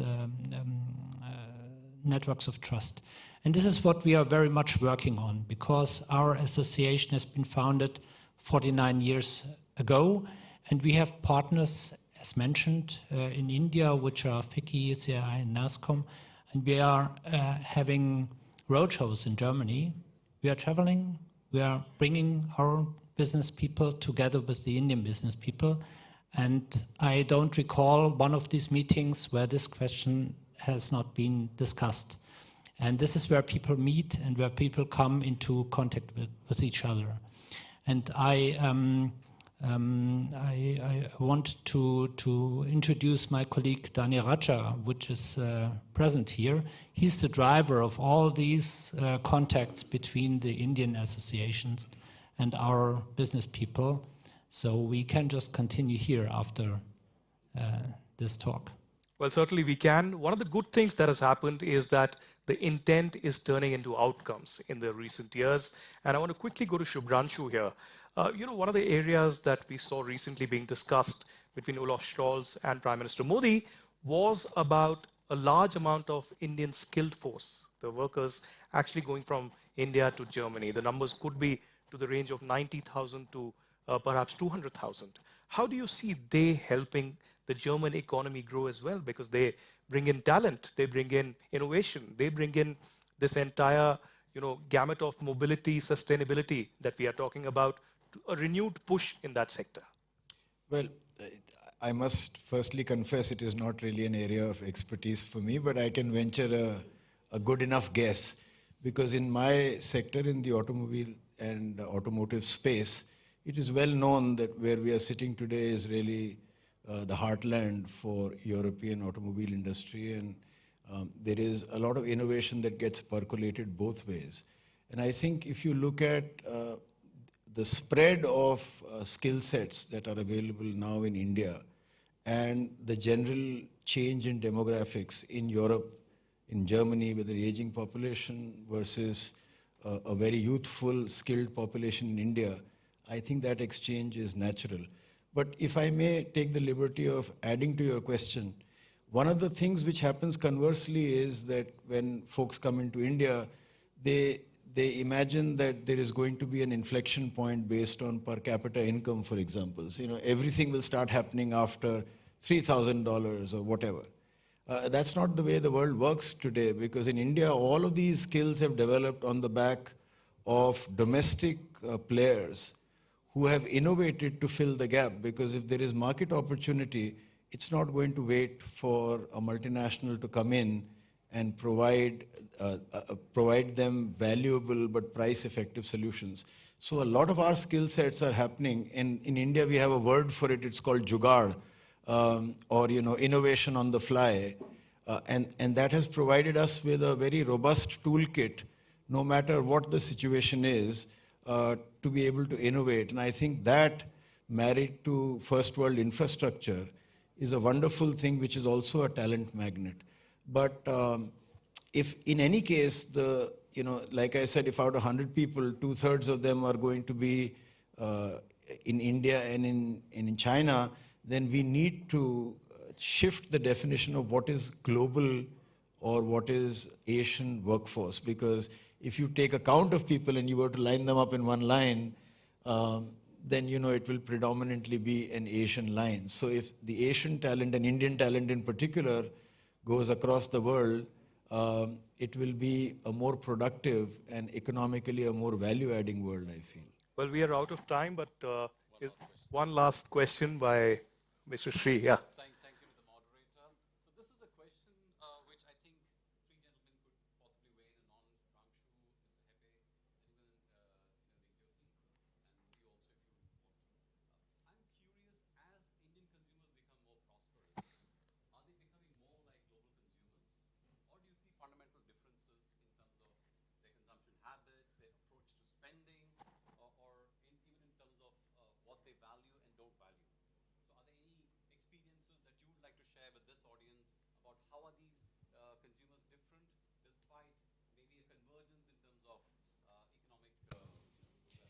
In my opinion, this philosophy that, there's an ugly duckling which will mutate into a beautiful swan is actually, in my opinion, not correct thinking. Every tier of Indian consumption is booming, but it's booming in its own unique way. So you have to understand the DNA of that demand. And secondly, the leapfrogging that has happened in India, people don't go back.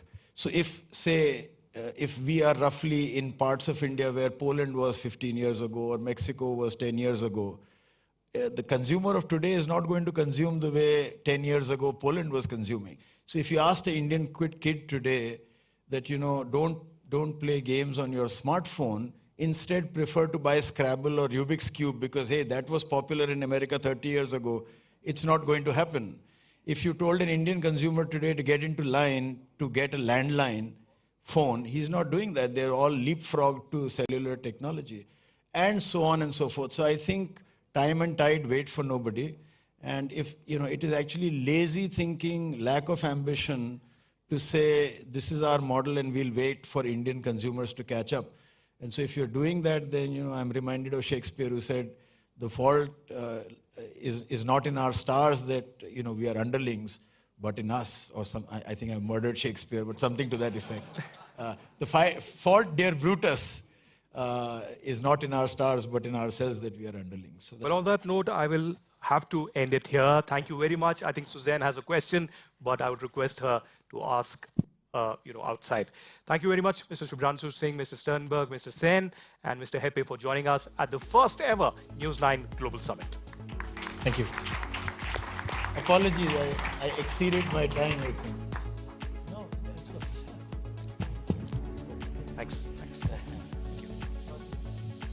Thanks, Shubhra.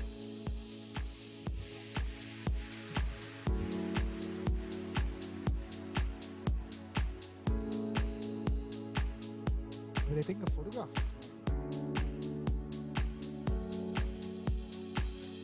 Requesting the panelists on the playoff to please pose for the photographs.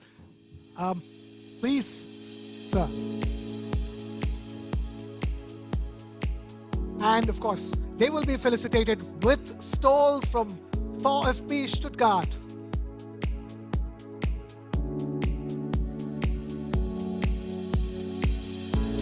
Ladies and gentlemen, a huge round of applause for our panelists in the first playoff of the News9 Global Summit.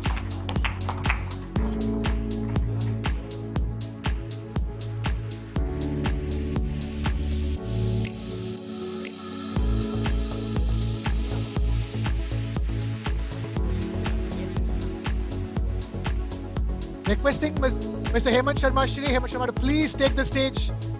Please take the stage, sir.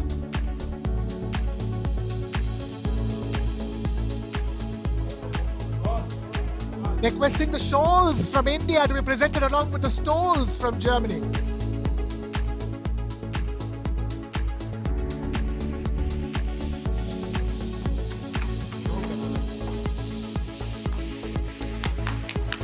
Ladies and gentlemen, please, for our panelists, for this incredible Indo-German collaboration that's unfolding in front of you.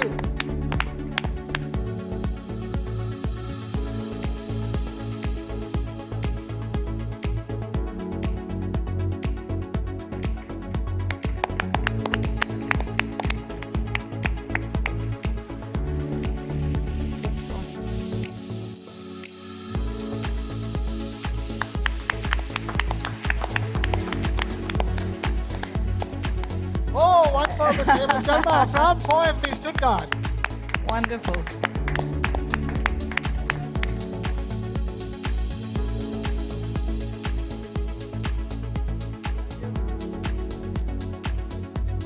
All right.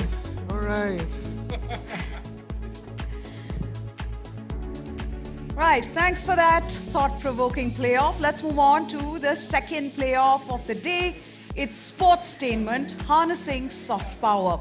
Soft power is no more than just a buzzword. Countries have realized the importance of soft power in shaping global perception.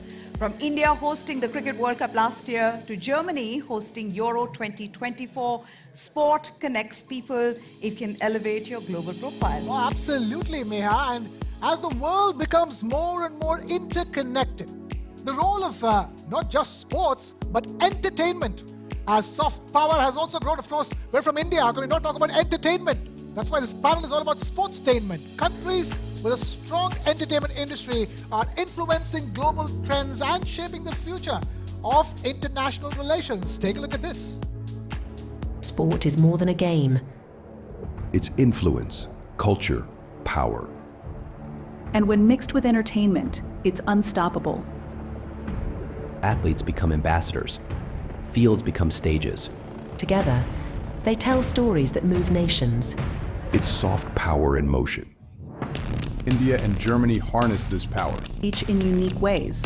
India with its cricket, cinema, and electric fan base. Germany blends football with innovation. PM Modi once said, "This is not an era of war."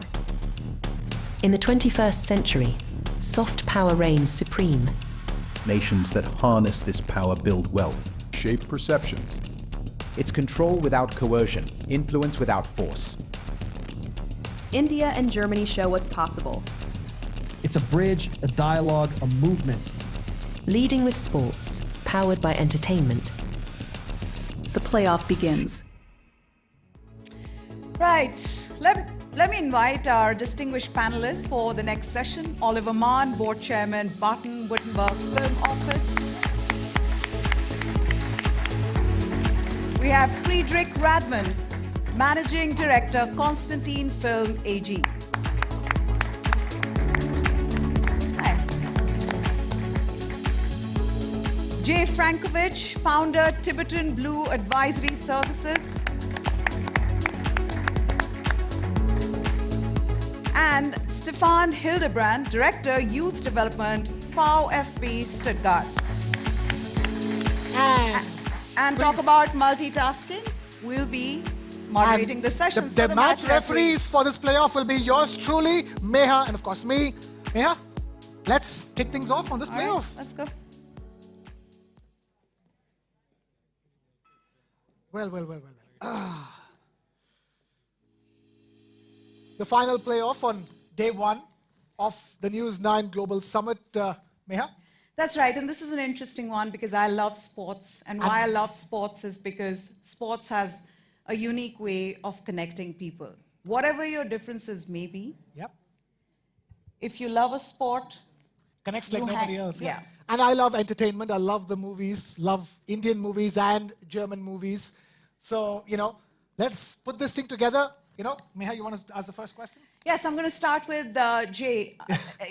With all your experience in sports and entertainment, we've had this conversation even at the beginning of this summit where we talked about, how countries are using sports and entertainment as soft power. When you look at big events, which are entertaining, which attracts viewership that's diverse, are countries looking at that as a tool for promoting, their culture, their heritage? How do you see that?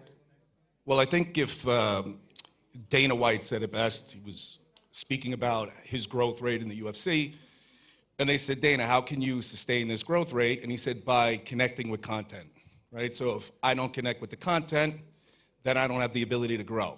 So if you look at the Jake Paul fight, not the greatest athlete, right?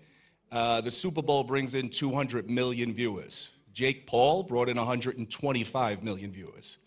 And, it was great for Netflix. Yeah. It was great for Jake Paul. Despite the troubles with the streaming. Yeah, I mean, listen, they have the NFL coming, so they had to practice, right? So, but it was also great for boxing, right? Not so much the Jake Paul fight, but if you watch that, women's sports in general, boxing in general, that was one of the best fights, and I don't want to say female fights, because it was one of the best fights that I've seen in the past 5 or 6 years. So if you look at a place like India, and you look at Digital India, for example, they're promoting content. They're putting money behind content, and they're putting money behind the platforms that deliver that content, right? And the consumers between 18 and 35 inside of India Yeah. are, obviously consuming massive amounts of content. So, once again, if you connect sports, the entertainment side of things, that's where the growth value is. Right. Oliver, this conversation began with sports, but obviously movies are something that connect both Germany. I mean, Indians who studied the history of film, like me, we've seen German expressionist cinema. We've seen, all the different languages in which Indian movies are being made these days. And Indian movies are not just about Hindi cinema or Bollywood. You're seeing all languages from India come in. So Germany and India, in that sense, have a great collaboration to make. The word is content. Sports is content. Movies is content. And what's your question? The question is that we don't do enough in terms of movies between India and Germany. This is not that easy. So I think you can't really compare the industry. So we have a private industry, a huge industry in India, but you have a industry that's depend on public fund and public television in Germany. So this is the reason why collaboration and productions are very, very difficult. So I think I don't know how famous German films are in India. So some are, but not all the films. Maybe more older films, I would say. I will never forget watching Run, Lola, Run. Or Pardon? Lola Rent. Or Run, Lola, Run. Yeah. Yes. So famous in India. There was an Indian remake, Lupla Pita. Yes. We screened it at the festival, so it was a great film. So, but I think this depends on people, so on the actors and actresses. So if they are known, so people will follow them. Shah Rukh Khan is the actor, so he has some fans in Germany. So, but I don't know if there are so many fans of German actors and actresses in India. Okay, Stefan, you love football just like Indians love cricket. I mean, cricket is a religion in India, and football, I would think, in Germany, right? I've got to ask you this. Sports is used as a soft power in holding big international events. Germany hosted Euro 2024, and it was a fantastic tournament, especially in the way, I mean, it's too bad for Germany, they lost, but Spain, how brilliant was Spain? But what that does is that sort of puts you on the world map. It, gets everybody talking about what can you expect from the tournament, how is it building up in Germany. How do you look at that as soft power, holding big events, big ticket events in a country? Mike, please. Yeah, first of all, I would like to thank the organizer for inviting me to this panel, to this event. Actually, I was asking myself a bit what could be my role here as a director of the youth development a program of a football club here in Germany. And I'm happy to speak as a representative of the host here of this event. Yeah, but to answer your question, it is, if you're talking about sports, politics and economics are not too far. Yeah. And talking about big tournaments, it gives countries even a founding moment, like we experienced here in that country.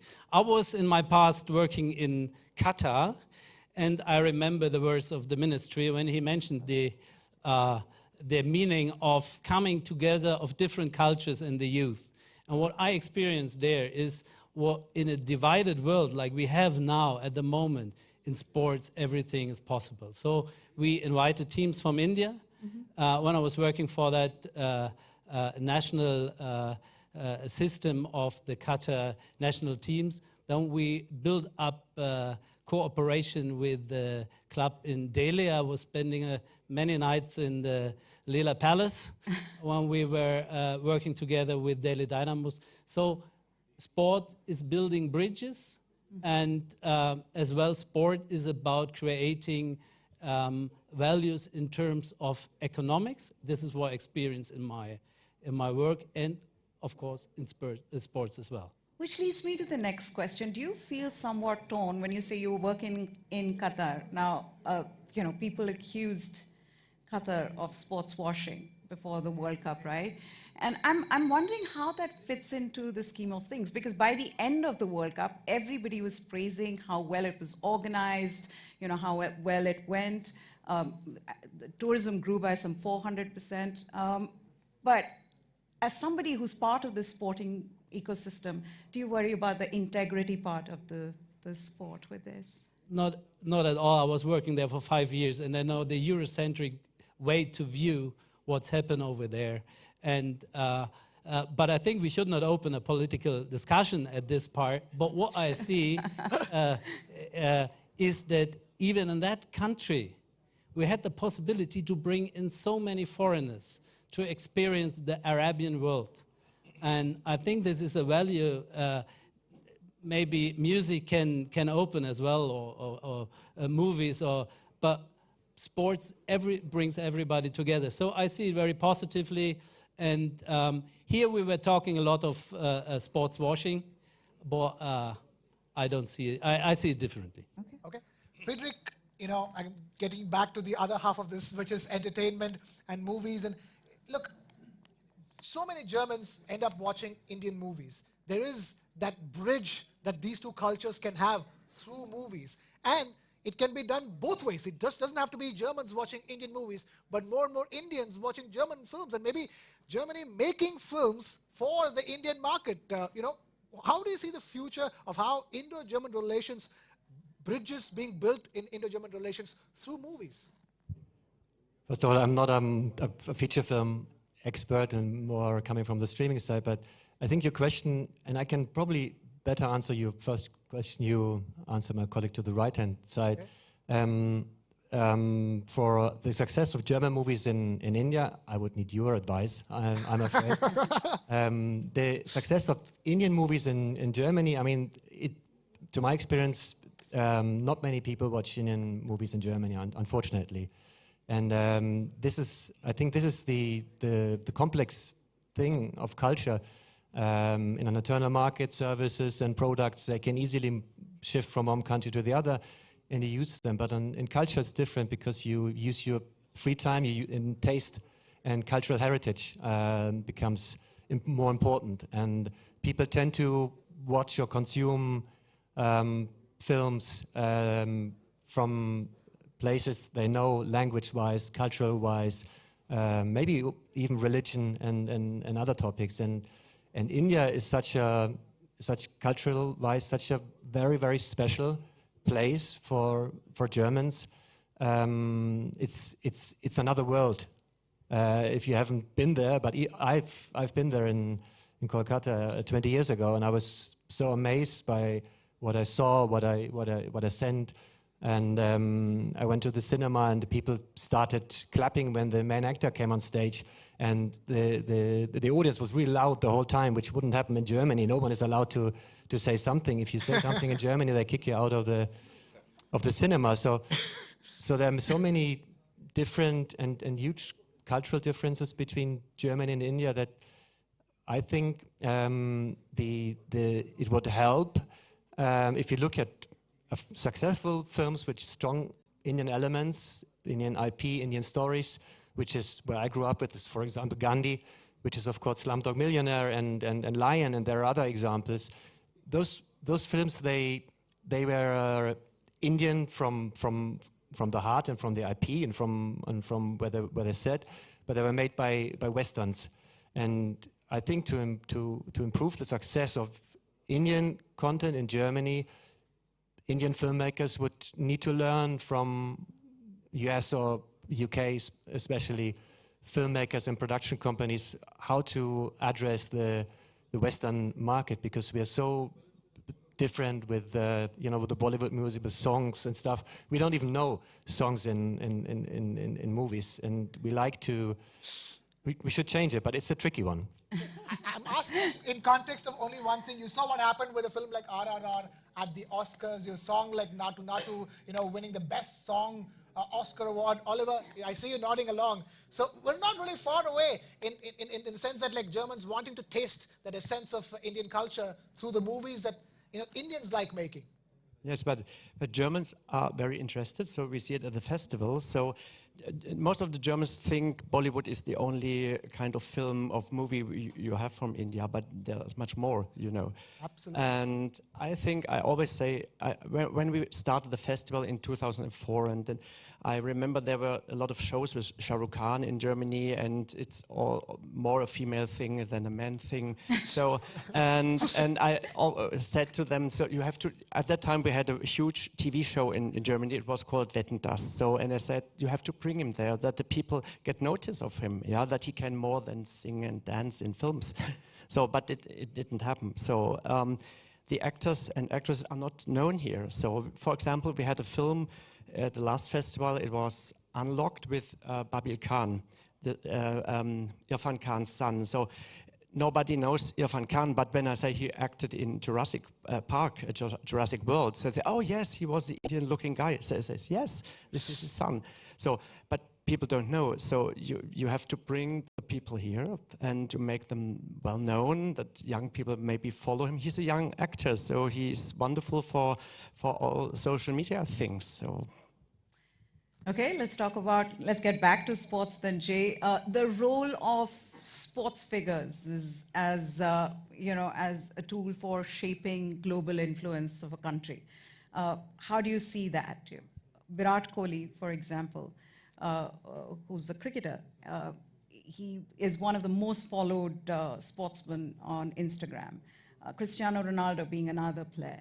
How do you see that when we talk about harnessing soft power for a country? So I think if you look at the name, image, and licensing, and looking at these athletes at a younger age and starting to develop their ability to connect with fan bases, be in front of large audiences, work with people who have been in cricketing or football, and also merging in other aspects of entertainment. You had mentioned music. So, for example, if you are going to buy a team nowadays, it's a good thing to bring in a celebrity from the music world or Hollywood, right? Because it now boosters the eyeballs onto some of these smaller clubs. So I think, bringing in celebrities and bringing in other athletes into some of these, smaller teams is the ability for you to take that team and push its visibility globally. And, you saw it with Ryan Reynolds and Wrexham. Yeah. Tranmere is a small club out of Liverpool. Nobody knows it, but, right now it's got some big celebrities like Rihanna coming into that team, right? So it's going to be known as Rihanna's team, not the little brother in Liverpool, right? So these are the things. People want fully immersive experiences, and people use the word immersive all the time, but really, it's not about just watching the game on Saturday or Sunday. It's bringing it home into your house, whether it's music, video games, food on your table, right? And that's the full experience of sports nowadays. It's not just a game. So, Friedrich, if I were to ask you, I know right now you're looking like not much has happened, but like a lot can happen. There is music that we're not discussing. There is other content. For example, where I'm coming from is look at what's happening with Korean content. So many people around the world who have never been to Korea know very little about Korean culture, all consume everything from Korean music to Korean movies to Korean series. That can happen. That can happen, be it German or Indian content. You're absolutely right about the Korean hype. Squid Games, of course, is the biggest success on the film side, and when the next season launches, which is I think next month, the Netflix server will break down again. I'm quite sure. I think the difference is the storytelling, what the Koreans and the Japanese and other countries do in opposite to India. You have a very special approach in storytelling. You mix within the storytelling musical elements. The religion is sometimes, mythology is sometimes important within your movies. And the tradition of, for example, arranged marriages is often an important topic. And on Squid Games, for example, the show could have been done in other countries of the world, because all those special elements you have in Indian content, like I said, religion, cultural heritage, and all the things is not in that in the Korean. They look, for us, they're Asian, of course, but the storytelling is very clear, it's very special, and we understand it, and we don't, unfortunately, the Indian way. Okay. Stefan, as a director of youth development for FB Stuttgart, I've got to ask you this: grassroots development. How important is that? Investment in grassroots development for a country when it comes to seeing their international standings. Does that impact in a big way as well? You know, when somebody says, oh, this country has great infrastructure, facilities, the youth is doing well. Look at what's happening with Lamine Yamal. I mean, he's unstoppable, right? So what do you think is the impact of that? Football is growing from down to top, not the other way around. So that's why my Chinese colleagues struggling, because it's always coming from top to down. So football has a long tradition here in Europe, and it's more than sports. So we have now a situation where in whole Germany we have renovated the infrastructural part of the youth program, because there is a main question. A bought minute of Bundesliga can't be more expensive than an educated minute of Bundesliga in your own club. Means, so we at the Youth Development Program have the goal and the aim to, with all our infrastructure, with our personnel, with our methodology, with our strategy, to create circumstances and environment where talent can grow. And my experience is, I don't want to concern anybody in India, that a game which is played only with a foot and with a big ball can be played by everyone. And my experience as well, when I was there in New Delhi, we made an open trial and we announced it one day before, and we have 2,000 kids to come. So football is growing from down to top, and it has in Germany a big impact. So even economical. So this is what my chiefs are really asking for, that it's more than a cultural program, it's just creating sports and economical values. Jay, you know, we're talking about sports and entertainment as if they're two separate verticals. The word is sportsainment because it is the entertainmentification of sports. If I may, you know, like you can't be like, oh, you have to be a football lover, a purist to watch that game. You have to be a cricket lover or purist. Look at what's happening with a league like the Indian Premier League, the IPL for cricket, is the second most valuable sporting league in the world. So in a sense, sport is going towards that arena where it has to be as entertaining as possible and not just meant for the purists. Yeah, I agree. You know, and it's sports in general, it's rivalries, right? Everybody likes to wake up and say, I'm the best today, right? Nobody says, I hope I finish last today. I mean, it's just, it's not the way it is. And inherently, we have that in us. And you know, when you look at programs inside of India, so there's the Association of Indian University, right?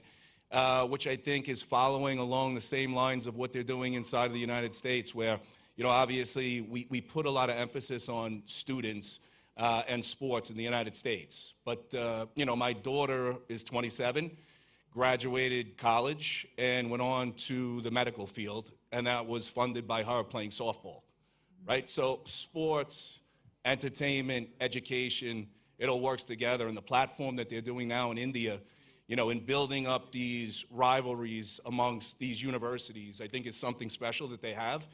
That, you know, it's something I think that's going to push the athlete from a young age, male and female, and it will grow basically the sports and academic side inside of India. So. All right, let's throw the floor open for some questions from our audience. Shri?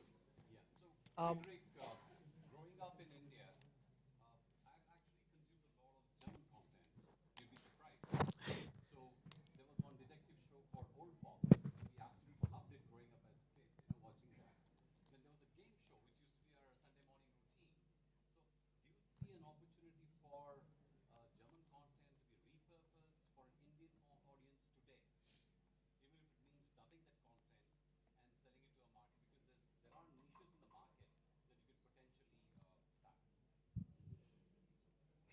it's difficult to answer, I think. Of course, the dubbing as such will make things more accessible, but there's still the setup and the storytelling and the philosophy and the cultural heritage behind.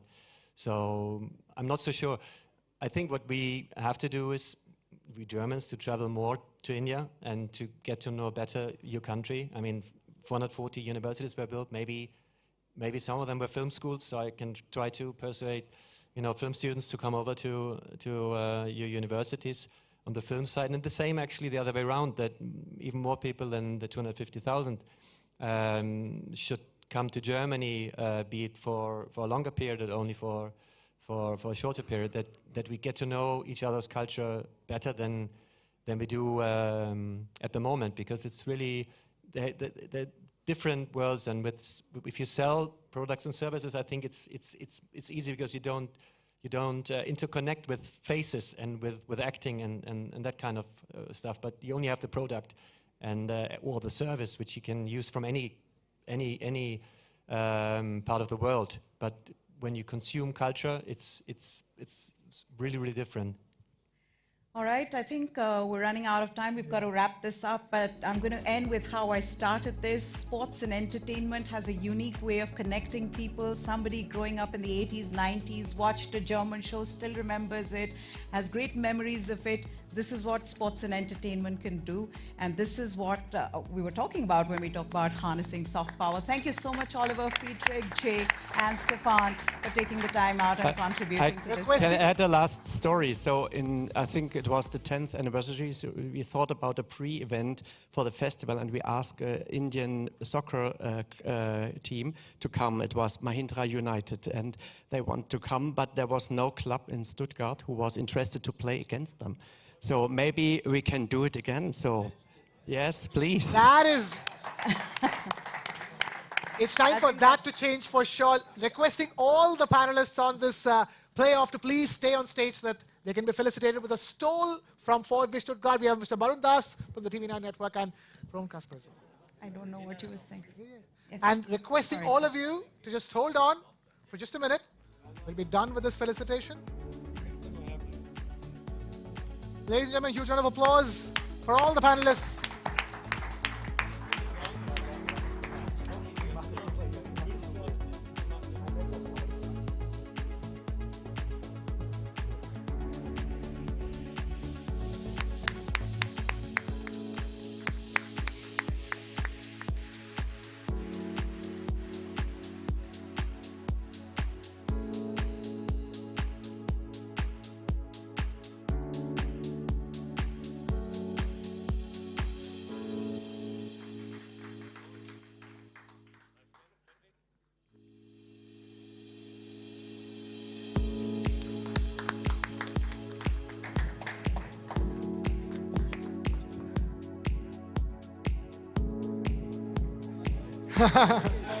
Of course, but of course. We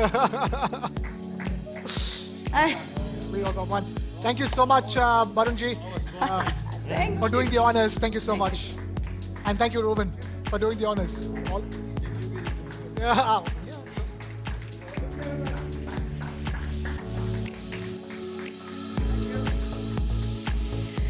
All right, thank you, ladies and gentlemen. Yes, that's what we're doing. It's a wrap for the day. Thank you so much, sir. Okay. Lovely. Good luck. Thank you, Jay. Thank you.